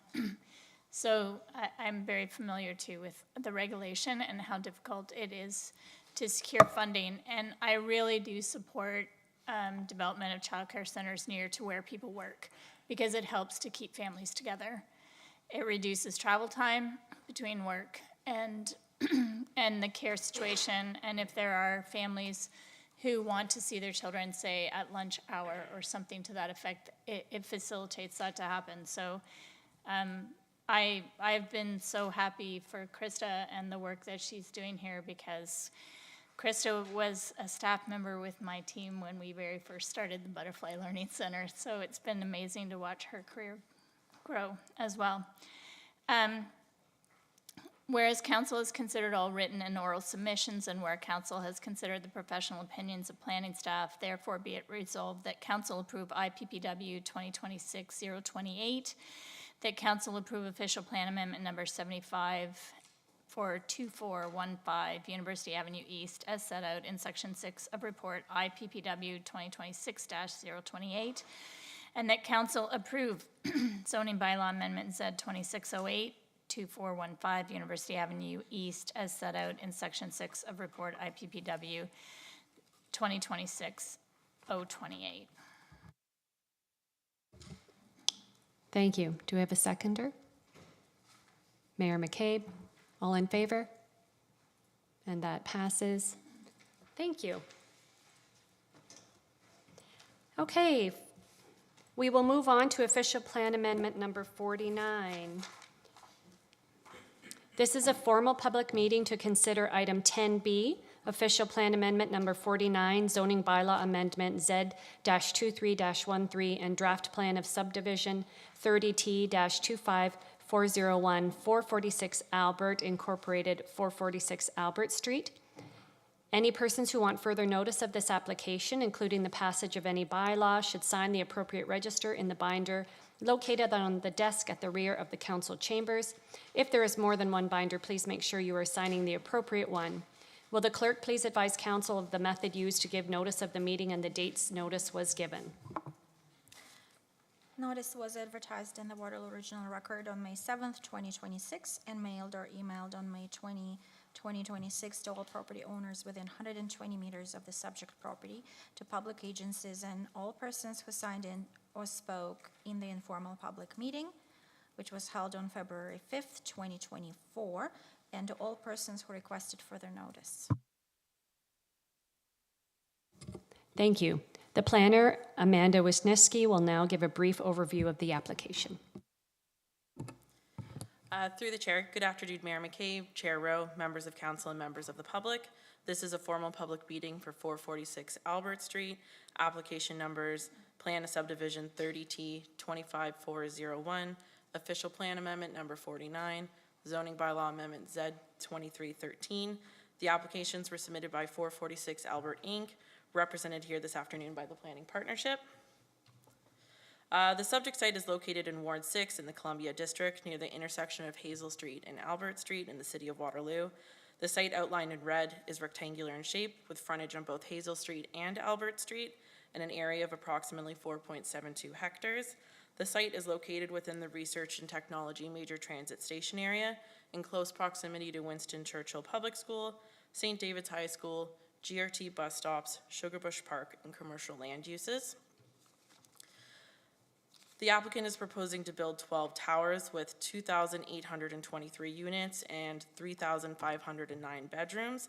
They are also proposing 1,171 vehicular parking spaces and 1,739 bicycle parking spaces. The applicant is also proposing that 3% of the bedrooms be affordable, which is approximately 106 bedrooms. The applicant is also proposing approximately 6,600 square meters of non-residential floor area. The tallest tower proposed is 26 stories and is on Hazel Street beside the future public park. The shortest tower is 11 stories and is also beside the new public park and the new public street. All blocks are proposed to be mixed use with the exception of Block 3, which is proposed to be residential with live-work units at grade. Since the informal public meeting in February 2024, the applicant has worked with staff to revise the proposed development to address a number of concerns raised by staff and the public. This slide illustrates the differences between the current proposal and the original. Of note, the original proposal included green space, but it was proposed to be in a POPs format, whereas now the applicant is proposing to satisfy all parkland contribution through an unencumbered public park. To facilitate this park, the applicant reduced the number of towers from 13 to 12, shifted the tower locations, redistributed height while concurrently reducing the overall height of the development from 30 stories to 26. The applicant has also increased the number of multi-bedroom units. Initially, 18% were proposed, whereas the applicant is now proposing a minimum of 30%. This rendering perspective is southwest on Hazel Street. And then through the application process, a number of studies, reports, and drawings were submitted. This included a noise study, which indicated transportation noise was at acceptable levels. Stationary noise were being met with additional on-site mitigation, such as through enhanced glazing. The noise study required a Type D warning clause for traffic and recommended a Type E warning clause for stationary noise.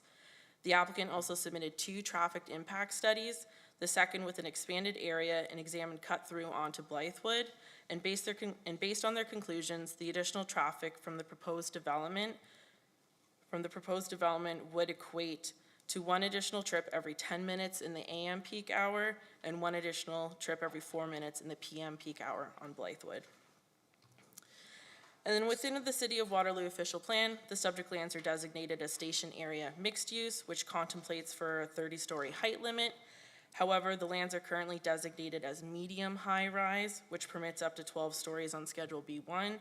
An official plan amendment was required to amend this designation to high rise 30 stories and to amend the area specific policy ASP 59 on the subject lands. The lands are also within the within the research and technology major transit station area.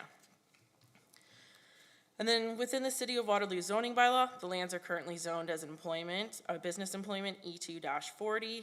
A rezoning application was required to rezone the lands to station area mixed use to be aligned with the official plan, rezone the new public park, and implement site-specific provisions to facilitate the proposed development. The applicant is also proposing a plan of subdivision to create a total of 12 blocks. Blocks 1, 2, 3, 5, and 6 are intended for residential development, and Block 4 is intended for parkland dedication. The applicant is also proposing to convey Street A to the city with an 18-meter right-of-way. Block 9 is proposed as an emergency access with 6 meters of hardscape and 1.5 meters of landscape on either side. Draft plan conditions have been prepared and were included as Appendix E and F to staff's report. Through the official plan amendment, the applicant is proposing to amend Schedule A and A3 to identify the new public park. They are also proposing to amend Schedule B1 to align the lands with the SAMU designation.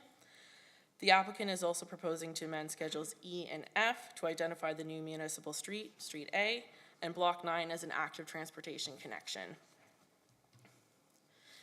As indicated, the applicant is proposing to amend Area-Specific Policy 59 and implement site-specific provisions that reflect the proposed development. Of note, the ASP will speak to the lands being developed as one comprehensive site, regardless of any future lot division. The ASP will also require 3% affordable housing, 30% of the beds as multi-unit beds, and increased non-residential gross floor area requirements. While the SAMU designation permits up to 30 stories and Schedule B1 is being amended to align with this, the area-specific policy will limit the building heights to a maximum of 23 stories, with the exception of one building being permitted as 26. Furthermore, to implement a transition between the taller buildings in Blocks 1, 2, and 6, Block 3 will be limited to 14 stories along the east property line. Staff are in support of the site-specific provisions as they are context-sensitive and further recognize a new neighborhood is being proposed on former employment lands. And then currently, in regards to zoning, the subject lands are currently zoned as Business Employment 2, E2-40. The applicant is proposing to rezone the lands to station area mixed use to be aligned with the official plan designation. The applicant is also proposing to rezone a portion of the lands as Parks and Recreation to recognize the future municipal park. In addition to rezoning the lands, the applicant is proposing site-specific provisions to reflect the proposed development, which I'll further speak to in the next 2 slides. A holding provision is proposed that speaks to geothermal and water servicing, and staff are in support of the proposed rezoning application. And then a number of site-specific provisions are being requested by the applicant, which staff support. Generally, the provisions reflect the angled property lines of the subject lands are being implemented for future clarification purposes. On this chart, I've grouped the site-specific provisions into 4 categories: street line setbacks, interior side yard setbacks, non-residential gross floor area, and density. And then similar to the other slide, the site-specific provisions have been grouped into 4 more categories: tower provisions, bicycle parking, common outdoor area, and technical amendments. One site-specific provision I want to highlight is the street line setbacks. Along Hazel Street and Street A, which is the new municipal street, the development is meeting the minimum zoning requirement of 4 meters. The blue colors are setbacks greater than 4 meters, and the green colors are setbacks that are equal to 4 meters. The yellow colors are street line setbacks of 3 meters. These are limited to Albert Street. However, along Albert Street, the applicant is proposing an average street line setback of 4 meters with a no points less than 3 meters. This average street line setback will allow for building articulation along Albert Street rather than one straight setback. This will create a more interesting pedestrian realm and allow for spill-out spaces like patios at grade. I would also like to highlight a few of the tower provisions. The zoning bylaw requires a 22-meter separation distance between towers to ensure there is sufficient spacing to address wind and shadow. The applicant is proposing to implement an average tower separation of 22 meters, meaning a portion of the building will have a reduced separation of 15 meters, and another portion will have an increased setback of 28 meters or greater. The modified design allows for additional gaps in space between various masses to break up the duration of shadow impacts on adjacent lands. Related to the tower separation, the applicant is also proposing to increase the minimum horizontal tower dimension and tower floor plate. The applicant is proposing to implement an average tower dimension of 40 meters, but in no larger than 45.5. Similarly, the applicant is proposing an average tower footprint of 1,000 square meters and at no point larger than 1,200 square meters. Each of the tower dimensions work together to ensure the intent of the zoning bylaw is being maintained while creating articulation in the building massing. And then, having reviewed the applications and all comments received, staff recommend that council approve official plan amendment number 49, zoning bylaw amendment Z23-13, and plan of subdivision 30T25401 for 46 Albert Street in accordance with section 8 of the staff report. And this concludes my presentation, and I'm happy to answer any questions that council may have. Thank you so much, Amanda, and like 6 seconds to go, so you did great. Council, do you have any questions for staff? Councillor Freeman? Thank you. Thank you for your presentation. Through you, Chair. May I trouble you to go to the presentation where you showed the green space park dedication? It was towards the beginning, a little bit before that. Maybe it was the new site plan, so the original versus the current. So I see on the center street there, all the green there. So is that a green roof on top of a podium? Is that what that is, or how is that structured? Through the chair, are you referring to the original proposal? No, on the current proposal, you have in the center, it seems like the center of each of these building blocks, there's a lot of green. I'm trying to understand if that's at grade or if that's on a podium. Through the chair, so the green on the current proposal, that is actually on a podium, so it'd be a rooftop amenity space. Okay, that would make sense, because later it looked like there was parking spots, but those must be below grade. Okay, so technically, I gather that will be more of a restricted green space for the occupants as opposed to private, like a public, privately owned public space. Through the chair, that's my understanding. They still have to go through the site plan process, which would further refine that, but that's my understanding. Okay, and then the green space to the other park parcel. Now, is that still going to be privately held, or will that be turned over to the city? Sorry, are you, through the chair, are you referring to, I'm just going to go to this one, to block 4? Block 4, yeah. So that land is going to be conveyed to the city as the parkland contribution. Okay. And it would be unencumbered. Okay. And then there's still parkland dedication on top of that? Through the chair, that parkland dedication block 4 is satisfying their parkland contribution. Okay, all right. I think that was the questions I had right now. Thank you. Thank you. Council, any further questions for staff? Mayor McCabe. Thank you, and thanks, Amanda, for the work on this. It's helpful. I'm just curious why there's a holding provision on the geothermal. Through the chair, currently geothermal is not permitted in this portion of the city. So we have, the applicant has other developments that have geothermal. So we have the holding on there right now saying, in the future, if you're able to demonstrate to us you're meeting certain policies, certain provisions, the region's satisfied, the city's satisfied, geothermal potentially could be an option on this site. Okay, so when will that'll be decided during the just future work on this project? Or like, is that the region's call? Through the chair, so that would be in the future. So the geothermal permission is not related to the zoning bylaw amendment, just the holding provision is. If in the future the applicant would like to implement geothermal, they would need permission from the region and from the city, and then they would likely go through the site plan process because there would be some modifications to their site plan as well. Okay, thank you.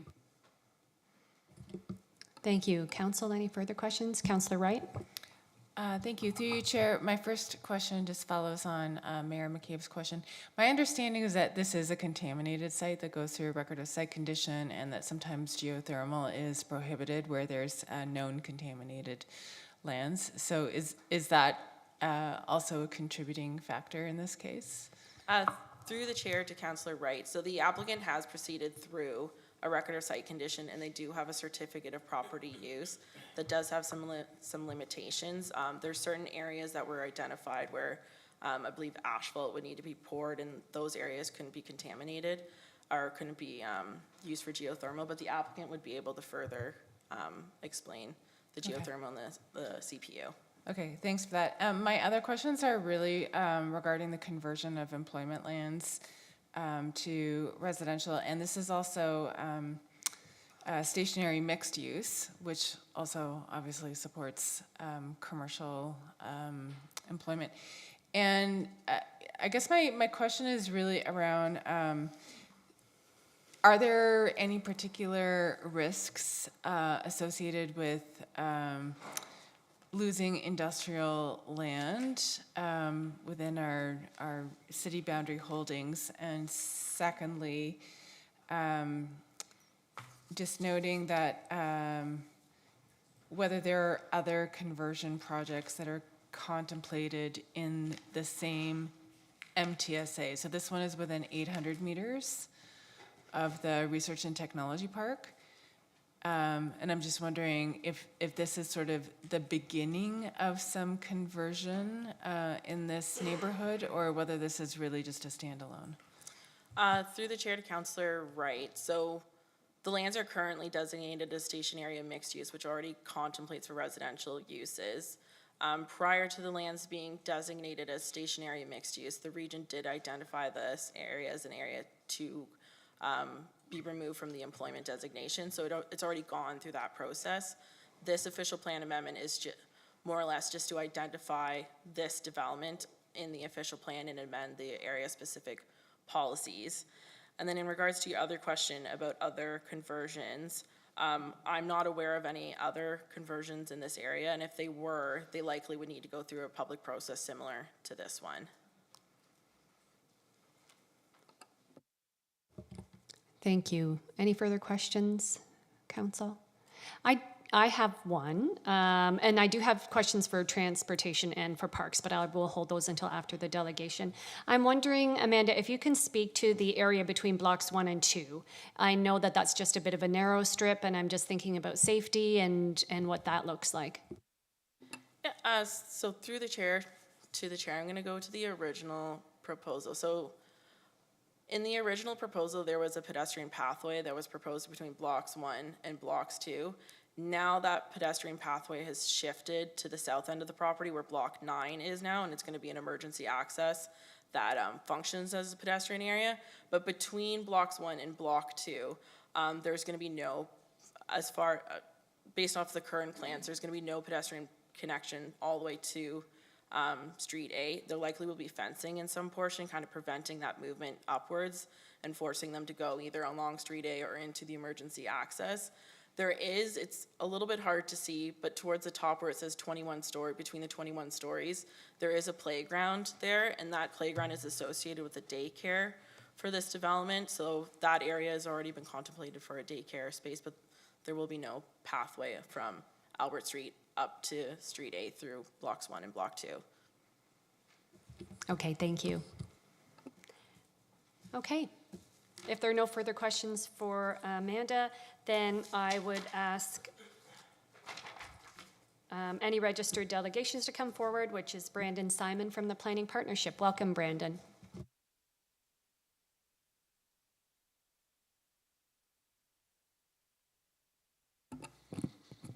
Good afternoon, members of council, city staff, members of the public. Brandon Simon, I'm a principal with the Planning Partnership. I'm very excited to be here before you this afternoon. Culmination of a very long and I think fruitful collaborative process working with city staff to move this very important project forward. Just to provide a bit of background, so the applications were originally submitted in late 2023. At that time, the province had rules in place that basically said if you as a municipality do not make a decision on applications, in this case within 120 days, there was an automatic refund of the application fee that was required. Staff came to us and said, you know, this is a big, complicated project. We need to take the time to work on this and do it right. So we agreed at that point to actually technically withdraw the application so that it would not be subject to those rules, and instead we could open ourselves up to an unfettered, collaborative back and forth process with staff to move this forward. And so since then, we've done 4 additional submissions, had the informal public meeting, 2 community open houses, and so this really does represent the culmination of a very long and fruitful process. And so I'm happy to kind of briefly report to you on some of the higher level details, recognizing that Amanda already did a great job covering off all the technical details.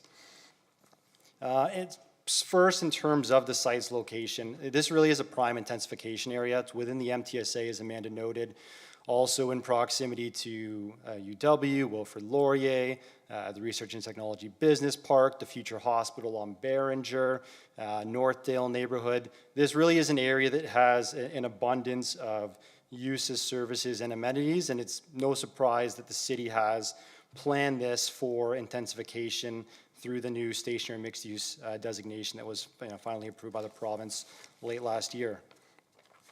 Being such a well-connected location, also no surprise that the area is very well served by public transit and active transportation.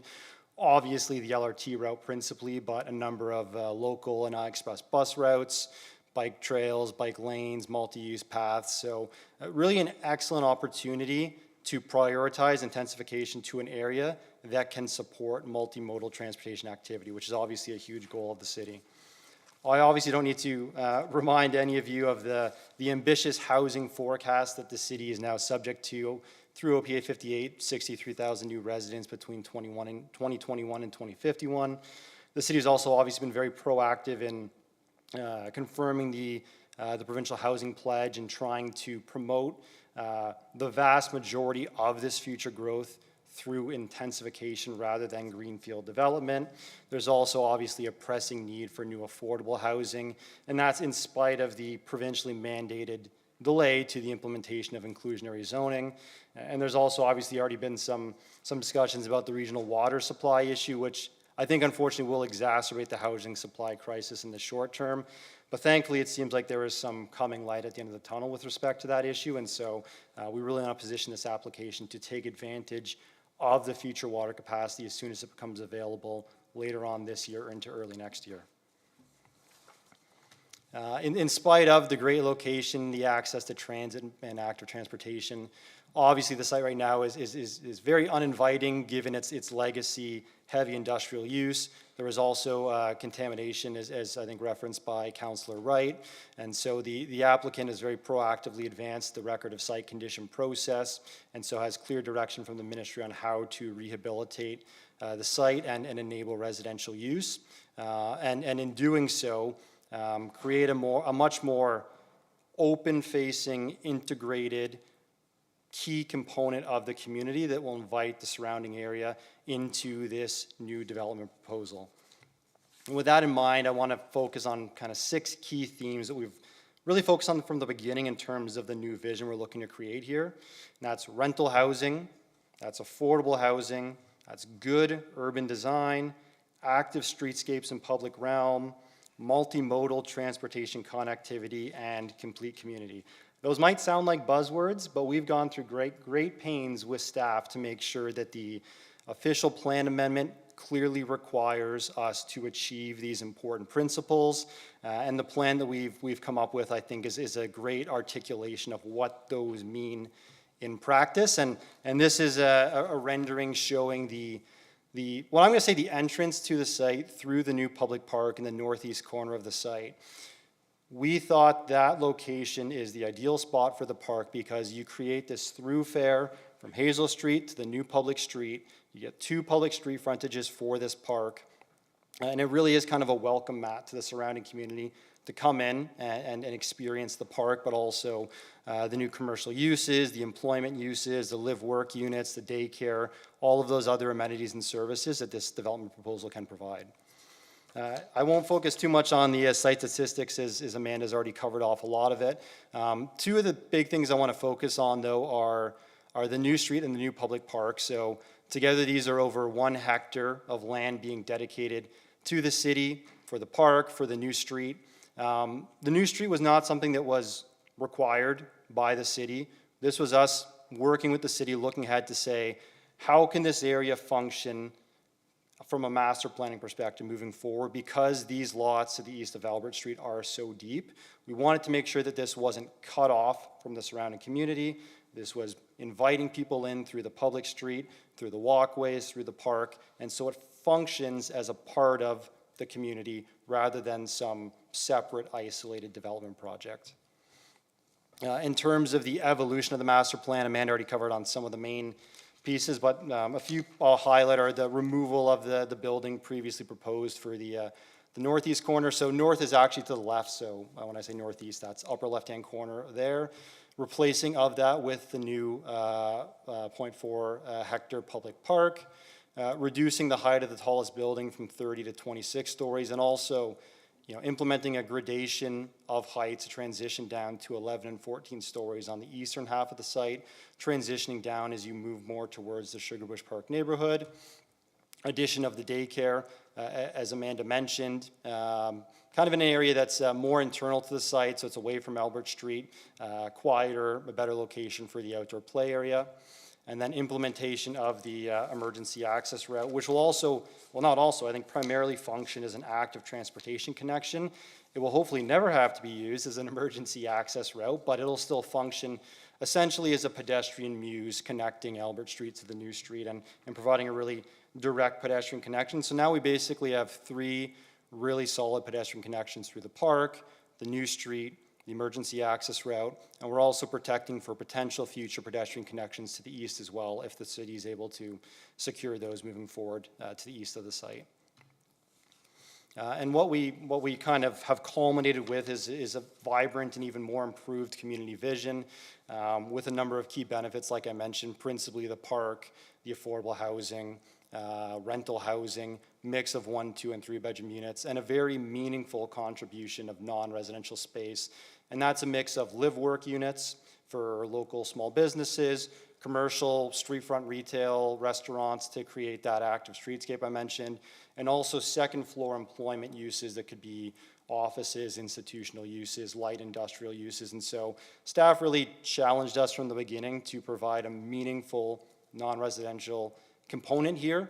And in terms of kind of the focus on still maintaining employment, I think at the time that the former Clemmers plant closed, it had about 100 staff, according to kind of the article about the closure at the time, based on some assumptions from the city's development charge background study. The estimate is that this development will provide in excess of 200 or more new jobs, and so doubling the employment contribution on the space in addition to providing all the new housing. And this side really kind of focuses on that multimodal transportation connectivity that I focused on earlier, showing the potential for the future extension of that city street to the south if the lands to the south ever redevelop in the future. Sorry to interrupt, Brandon, 1 minute. Yep, perfect. I'll kind of conclude on this slide, but that really shows how the site's over 200 meters deep from Albert Street. Not having that public street, you would not be able to get the level of public transparency and access without having that public street. And so we think that combined with the public park and the other features are really a crucial element in making this a complete community and an important functional part of the evolving community. And so I think I can conclude my presentation there, but would be happy to answer any questions that you might have. Thank you so much, Brandon. Council, do you have any questions? Mayor McCabe? I just, similar to my question that I asked the previous person, I know that PRECA does a lot of work with renewable energy and things of that nature, but I'm just curious about water conservation strategies with this development. Certainly a great question, especially important right now, obviously. And so this is a rental project that will be owned and maintained for the long term by the owner here. And so all of fixtures and appliances will be low flow appliances. That's kind of their new standard moving forward. That improves obviously their operational bottom line as well as helping with the water issue. There was also some conversation previously about geothermal. So the owner does own and operate the hub development just to the south of this, which is the site of an existing open loop geothermal system. And so we're exploring the feasibility of extending that into a larger district energy system, and that'll be making use of water that is not potable water and that can support heating and cooling in a much more efficient way without using potable water for that as well. And so we're still in the early stages. Obviously, the contamination of prior uses creates some complications that require much more technical study to the city's and the region's satisfaction before we could get there. But I think in principle, if we're able to implement that, even on a limited basis, that will also help limit the need for additional potable water usage. Okay, great. And I assume maybe there's some cisterning or things like that for the green spaces around here. But no, I appreciate that. I know that that's the way that that company typically develops. So I appreciate that. And I just want to say, when I first came to this city and was going to Wilfrid Laurier, and I'd occasionally go by this site, because there was a beer store, quite frankly, in the plaza there. And, it sat empty, and those pictures that you provided are a good reminder of what that looked like. And of course, the industry that was there and the people that they employed was really valuable, but it has sat for a number of years. And so, this is really a good repurposing of this area, and of what was formerly an industrial area that has sat with those, I forget what those pieces of equipment or pieces of whatever that was out there. So yeah, they made like storage tanks and things like that, and that's why there was so much open area, because it was all basically open storage of the tanks and things like that. And so you basically had no landscape area on the site, right? It was buildings and like gravel storage parking areas. But it served its function, obviously. Yes. But now with the LRT, with the mandate on smart growth that this council firmly supports, the area is evolving and taking advantage of those excellent infrastructure and services that exist. So I mean, it's a good example of the evolution of this area. Yeah, absolutely. So thank you for that.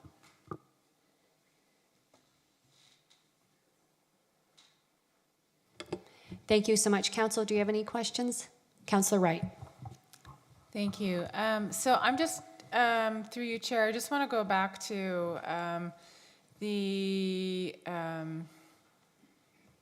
my gosh, I'm just trying to string together the words I want to say. The contamination on site, and I just noted in the report under water services that the region is asking that for an updated FSR, including detailed fire flow calculations. And then later on, it also talks about regional staff not supporting engineered infiltration of stormwater because of the known contaminated site. And so I'm just wondering if you can unpack that a little bit. Certainly, through Chair Rowe. So we've prepared a series of functional servicing reports that have been updated as we've gone through the process. It's been a long process since we submitted in late 2023. So I think the requirements moving forward are more detailed functional servicing reports for each block, because this will proceed on block by block basis. And so at the time those move forward, everything will need to be updated to confirm that the latest servicing, modeling demonstrate that there's still capacity in the system. Obviously that the water issue is resolved and that updated fire flow testing is done as needed because it stale dates after a couple years. And so that'll need to be updated on a kind of a go forward basis. You're certainly correct about the challenges that the contamination posed to, for example, infiltration. And so as a result, that isn't something that's proposed here. But we do think there is an opportunity in the areas of the site that have been documented to not be contaminated. Obviously, I think the region's typical protocol is if a site is contaminated, they don't support geothermal. This site's about 5 hectares in size, though, and so we think there's kind of a need to get a bit more granular. And so we've done testing in the past and are in the process of updating it to much more clearly and detailed define where those clean areas are. And the idea is that the geothermal would go through the contaminated area, would be triple sealed in terms of the wells that are proposed there. Return wells only here because there's already existing extraction wells at the hub, and would go straight down to the lower aquifer, which is where the geothermal system kind of comes and returns to. Understandably, the region takes a very cautious and conservative approach to it, which we completely respect. And that's why we've been working to try to advance that, but in the interest of advancing the development as a whole, we wanted to move forward with this kind of staged approach to it, having the holding symbol in place to recognize that we're not there yet. And frankly, we may never get there. If the region's not and the city staff aren't 100% satisfied that there's a safe and effective way to do it, they won't support it, and we won't be able to do geothermal. But this enables the bigger picture approval to move forward and for us to continue advancing the geothermal technical work behind the scenes. Thank you, and I just have a follow-up regarding stormwater associated with the site. So I appreciate that the proponent here does a lot of very sustainable building design as part of their portfolio.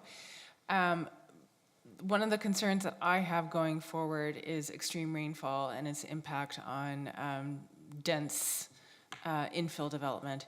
And so I'm just wondering if you can also explain what measures would be in place then to mitigate or sponge the water, knowing that the infiltration is maybe not desirable in this particular case. Certainly, through Chair Rowe. So, and I'll clarify that the kind of the region's restriction is not to have dedicated infiltration facilities, but there will obviously still be some infiltration of soft areas. And so kind of a key focus here has been on designing landscaped areas. So excluding the park, just looking at the development blocks, 24% of the development blocks are landscaped areas. The stormwater has been directed to take advantage of those where possible, while also designing the system to control the major and the minor flows through storm sewers and the overland flow routes. So everything in here has been designed to meet 100-year storm requirements, which don't seem to be 100-year storms anymore. We've done what we can, and in terms of the park, I mean, what you see here is a placeholder design. Obviously, it's dedicated to the city, or it's going to be, so the design will be to the city's satisfaction, but I think we've long envisioned it as being a mix of passive and active with as many soft natural areas as we can get in there around the sports court, the playground, et cetera, so that can also promote a more, like, again, not an infiltration facility, but natural infiltration through the native soils. And that's compared to the existing condition where you don't get a lot of infiltration with the hard surfaces and the gravel. So I think on the whole, the stormwater management report forecasts a significant improvement with this development versus the existing condition. Okay, thank you for that. That's really helpful to better understand. I'm conscious that there are a couple of developments in my ward that are much further along than this one, and they're planned communities in a similar way, vertical communities. The Braille Yards being a great example, and that it can take many years for these buildings to all come online. What do you perceive as being the general timeline? You obviously cannot predict things in our current situation, but are we thinking that this is a 10 to 20-year project, or is it like a within 10 years kind of project, a build-out of this size? Like Barrel Yards is still being completed, and it's 16 years that I've been watching it under construction. So just as a point of reference. Excellent question. The ambition of the owner, who a very reputable, developer in the community, and certainly has the capabilities to do something like this when a lot of people wouldn't. The ambition is to start a block every year of construction, starting as soon as possible. Obviously, there's still a pretty significant process to go through in terms of site plan approval for each block. We had to prepare urban design guidelines specific to this site so that our ambition with the active streetscape and everything else can be achieved. So I think the hope is that perhaps as early as 2028, you start to see shovels in the ground, and then it's block after block moving forward. And so within 10 years, the hope is that the entire thing is built and occupied. I have one last question, may I? Okay. So one of the things that also struck me was that in the transportation impact report, or in the study, in the beginning of the document, it actually refers to ongoing monitoring of Blythewood really falling to the city and the region. Specifically, this is a city road, but it does say that City of Waterloo and Region of Waterloo monitor traffic volumes and travel patterns on Blythewood. And this is cut through traffic. It's routes that the kids take over to Winston Churchill School and the other schools in the area. Obviously, the high school, there's 2 high schools very close by, and lots of active transportation across this neighborhood. And so I'm just wondering, it does really look like the mitigation is on the city and the region, according to this report. I'm just wondering how PRECA is approaching the mitigation and the traffic flow around this site. Yeah, traffic, obviously, and understandably, an important consideration. And so what I think Amanda referenced in her presentation, that there essentially have been kind of an initial report and an updated report expanded in scope to look at that cut-through traffic on Blythewood, because it was raised as a significant community concern. And so what that report did was quantify what does that look like right now in terms of the volume of cut-through traffic. Obviously, that's existing. That's not including this development. But then the secondary, thing that it looks at is what will this development contribute to that? And what it found, based on our strategy of directing traffic towards Albert Street and Phillip Street, was that the cut-through traffic increase from this proposed development was only expected to be 1% in the AM peak and 2% in the PM peak.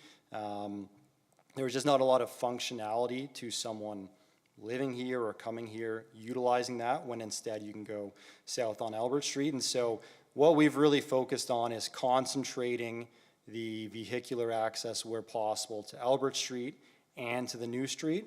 There will be improvements to the intersection of Albert and Phillip Street, and to the access here to include a left turn lane into the site, so that the southbound left turning movement will not be obstructing traffic on Albert Street, and so that there's a convenient means of egressing the site and turning left onto Albert Street rather than having to wait and find a gap or whatever. So we've really focused on directing the traffic in that way. I'll also note, obviously, the future hospital, the research and technology park, there may also be some traffic that goes north, but that's the majority of it, in the view of our traffic consultant, going north and northwest towards the business park area, the potential future hospital. So we're really trying to utilize the collector arterial roads in Albert Street and Phillip Street. Okay, thanks for that. Thank you. Council, any further questions? Seeing none, thank you very much, Brandon. Thank you. I actually would now like to ask a couple of staff questions to transportation and to parks, if I may.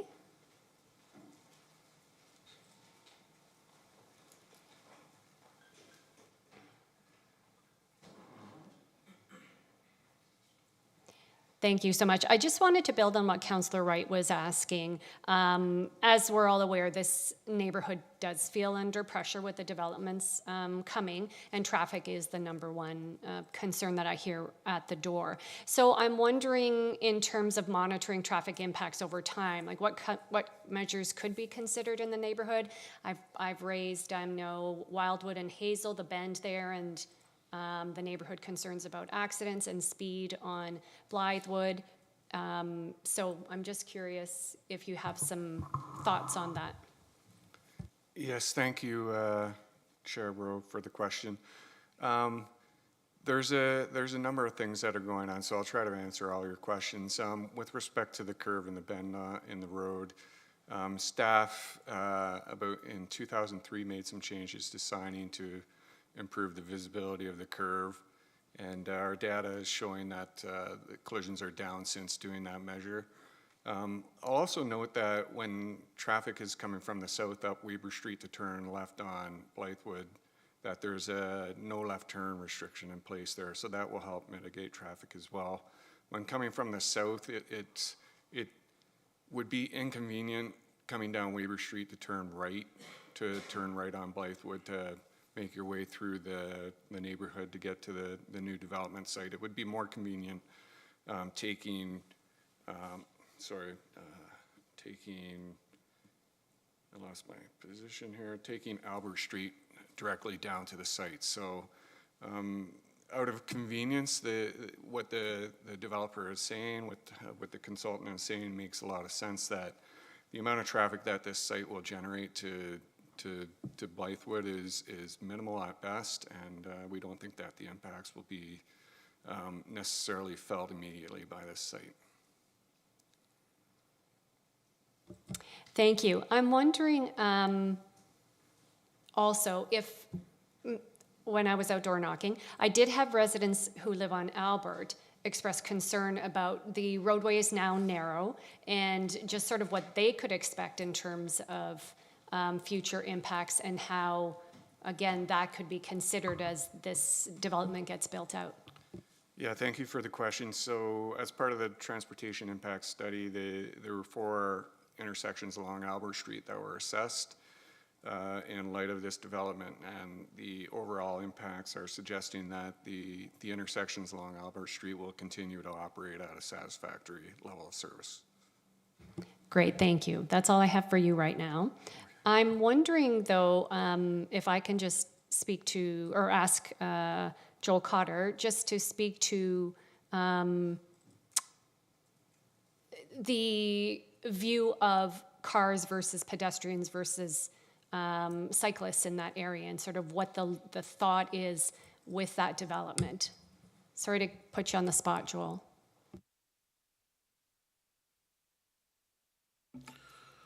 Through you, Chair Rowe.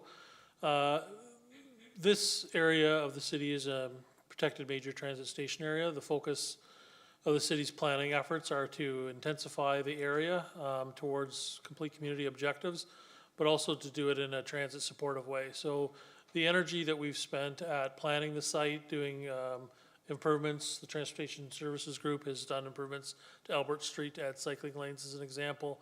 The goal is to work towards that transit supportive effort. That has included reductions in zoning regulations to reduce parking counts within the city of Waterloo. In this case, a fairly low parking ratio is being proposed, again, to look at a modal shift as part of this development towards less vehicles and more people travel. So again, concerns around cut through traffic and other traditional modes of transportation and those impacts. Again, this development is trying to shift the direction away from that. Great, thank you. I think that's helpful information to understand. My final question I will turn over to Parks. And Robin, if I could ask you to speak to the actions that Parks is currently taking in Sugarbush Woodlot, because number 1 is traffic, number 2 is protecting the woodlot. And certainly with this type of density proposed here, King and Weber, neighbors are very concerned. So I'm wondering if you could speak to what Parks is currently doing and what future monitoring and mitigation could look like as density increases over the long term. Sure, thank you for the question, Councillor Rowe. So after this came to council, I guess for the first time in the fall of 2023, that's when we first heard concerns over the pressures on the woodlot. So we've put in the spring of 2024, we put trail counters out to try to start to get an idea of what the existing foot traffic looked like through that woodlot, and we've been monitoring it ever since. We've actually seen a slight decline in use in the park, which is in the woodlot, which is interesting. The other thing that we've done, though, is aside from monitoring the current use, is there's unsanctioned trails that are in that woodlot. So these are trails that go from people's backyards to the primary network that goes through there. So there's a north, south, east, west primary trail that goes through there.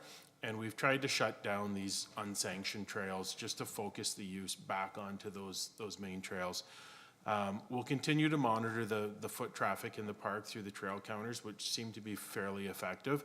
And if we see the use increase and it's degrading the trail system that's there, we'll react as necessary. Right now, the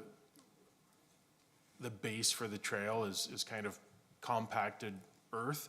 The next step would be to put a stone dust surfacing through there. I think that would probably be the most extreme extent that we would go to, and that will be dependent on the foot traffic that's through there if it necessitates the installation of stone dust. But right now, yeah, we're seeing the use trend down, which I know is really isn't anything to do with this proposed development, but I think the width of the trail that's there now and by shutting down those unsanctioned trails will mitigate any harm to the woodlot. Great, thank you so much. Before moving forward then, I think I would like to ask Commissioner Ron Ormson just to, if you could speak to the concerns of the residents in general around the green space and around traffic, et cetera, and the city's approach to monitoring potential impacts over time. Certainly. Thanks, Councillor Rowe, for your question, which I think has, excuse me, it has two parts, an answer with two parts. First, if one sort of backs up a little bit, the city has anticipated this type of growth and development for a very long time. Going back to the early 2000s with the first heightened density study, and then building upon those policies and successive updates of the city's official plan, most recently the 2024 official plan update, and several other supporting studies. Council heard this afternoon, for instance, about the transit-supported development approach, so the station area planning that's gone into this to look at how that will alleviate pressure on the transportation network. The transportation master plan itself contemplated this type of growth. That's why we've seen upgrades to Albert Street with modern new sidewalks, separated bike lanes, multi-use paths, in addition to the work that the region did on Weber Street from King Street up to Albert and beyond. So there's a lot of work that's gone into the master planning of the city itself. Stormwater master plan, sanitary master plan. I mentioned the transportation master plan. So at a macro level, there's a lot of work that's gone into looking at how these sites will function within the city, and at a more granular level, a site level, if you will. As council also heard this afternoon, there's a lot of detail that's gone into planning the site to ensure that it will fit within the context of the community. So it won't present too much parking or too much pressure on the road network. There's opportunities for active transportation, for transit supportive lifestyles, in addition to a very thoughtfully planned development that has a large landscaped open space dedication, Werner Street. It will eventually have, we anticipate, a lot of amenities, commercial amenities and whatnot, so that, again, the impact on the community should be lessened by the way the site has been intentionally thought through and designed. But that said, As the site does build out and as it gets closer to full occupancy, the city will continue to monitor how it functions. So things like our annual network screening that Bob and Justin will do, we'll look at traffic counts, look at things like cut-through traffic through the Blythewood neighborhood. And we have done traffic studies in the past for that specific area of the city. And if we have to, we'll commission another traffic study to make sure that we understand, how this new development is functioning within the broader context of the community. Thank you so much. I think it's important to understand that it's not something that's just going to exist as it is, or any issues that arise, that they will be looked at in the future for this or any other development. Thank you. Okay.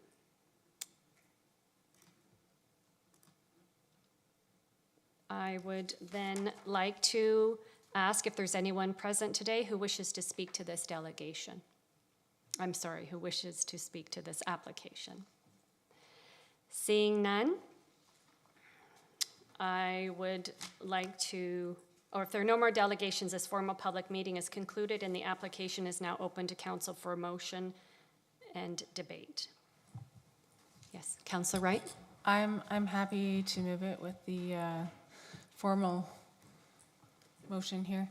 Whereas council has considered all written and oral submissions, and whereas council has considered the professional opinions of planning staff, therefore be it resolved, the council approve IPPW 2026-028, that council approve official plan amendment number 75, OPA 75, for, oh, that's the wrong one. That's fine. Okay, backtrack.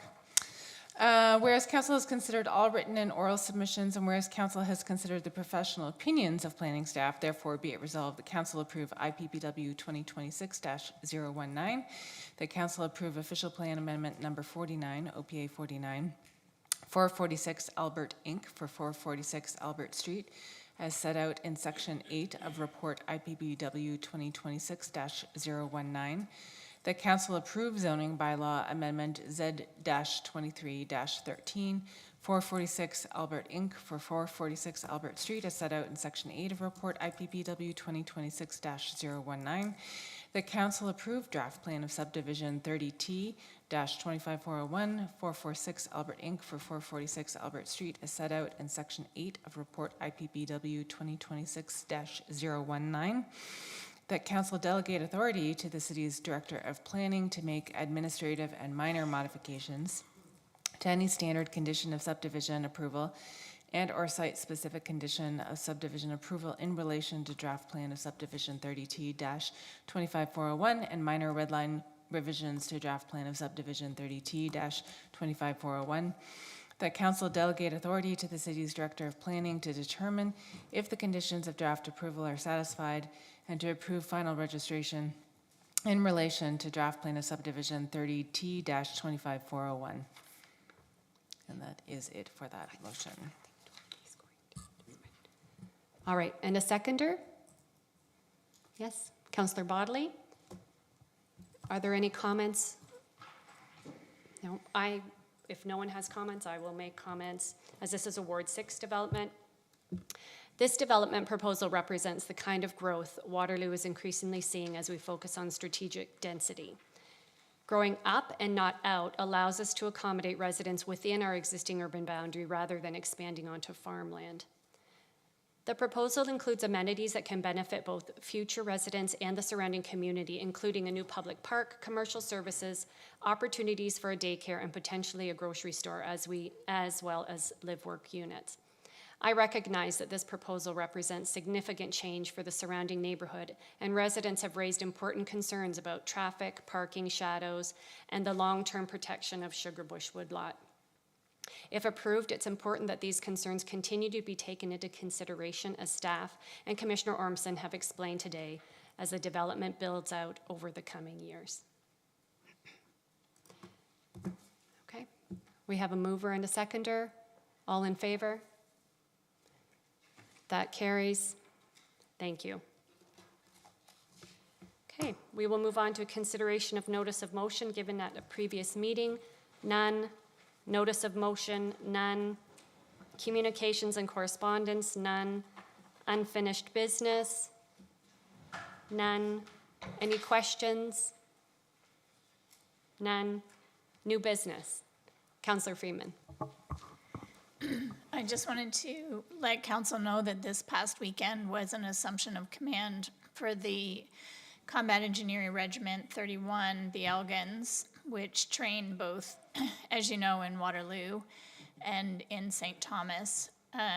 With the growth of the Army, that regiment is anticipated to grow more than triple, which will see hopefully more investment in the city of Waterloo on behalf of the Department of National Defense. The new commanding officer is Adrian Daranowski, who is a resident, he lives outside of London, but we might see Adrian periodically in our council chambers.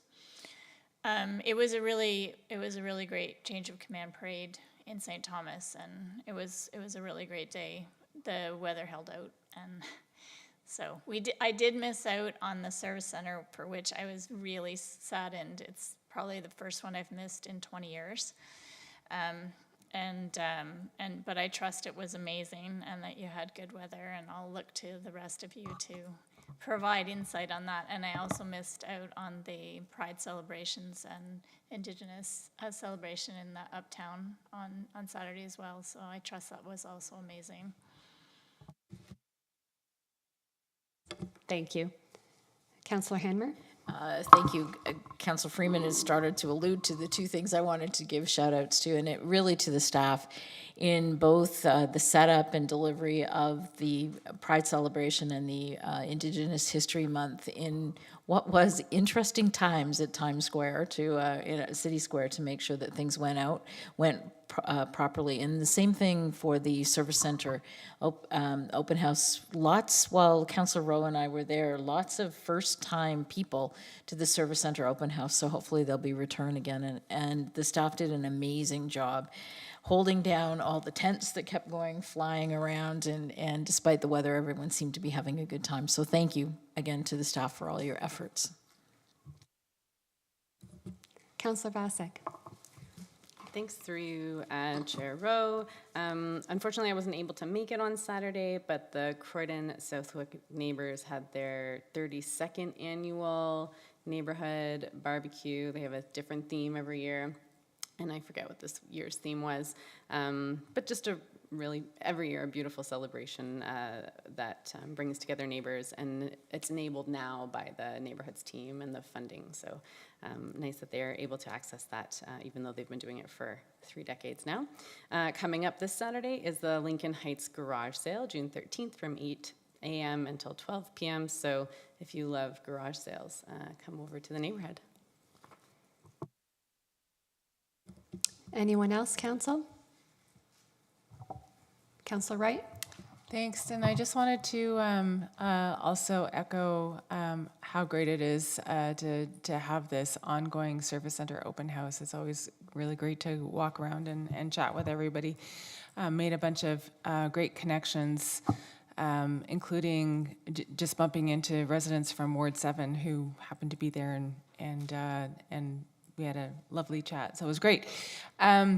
Just going back to the square, there have been a lot of activities around Uptown. There's basically something going on every minute of the day, it feels like right now. But in addition to the kickoff to Pride Month and Indigenous History Month, I just want to point to Trillium Lutheran Church has painted the stairway that comes down from the front of the church all the way to the sidewalk on William Street, and it's beautiful. It's like a great place to go and do photos. It's very bright, colorful. And then the last thing I wanted to notice too is that they were host to one of the Uptown located Open Ears Festival performances this past weekend too. So Open Ears has been going on. It's a new music festival. It's been going on for eons, it seems. It takes the best of like really modern musical composition, and it's very avant-garde, and it's quite amazing that we are still hosting that in Waterloo after all this time. It's really quite amazing. So just want to shout out to Open Ears. Thank you. Anything else anyone wants to share? No? All right, moving on.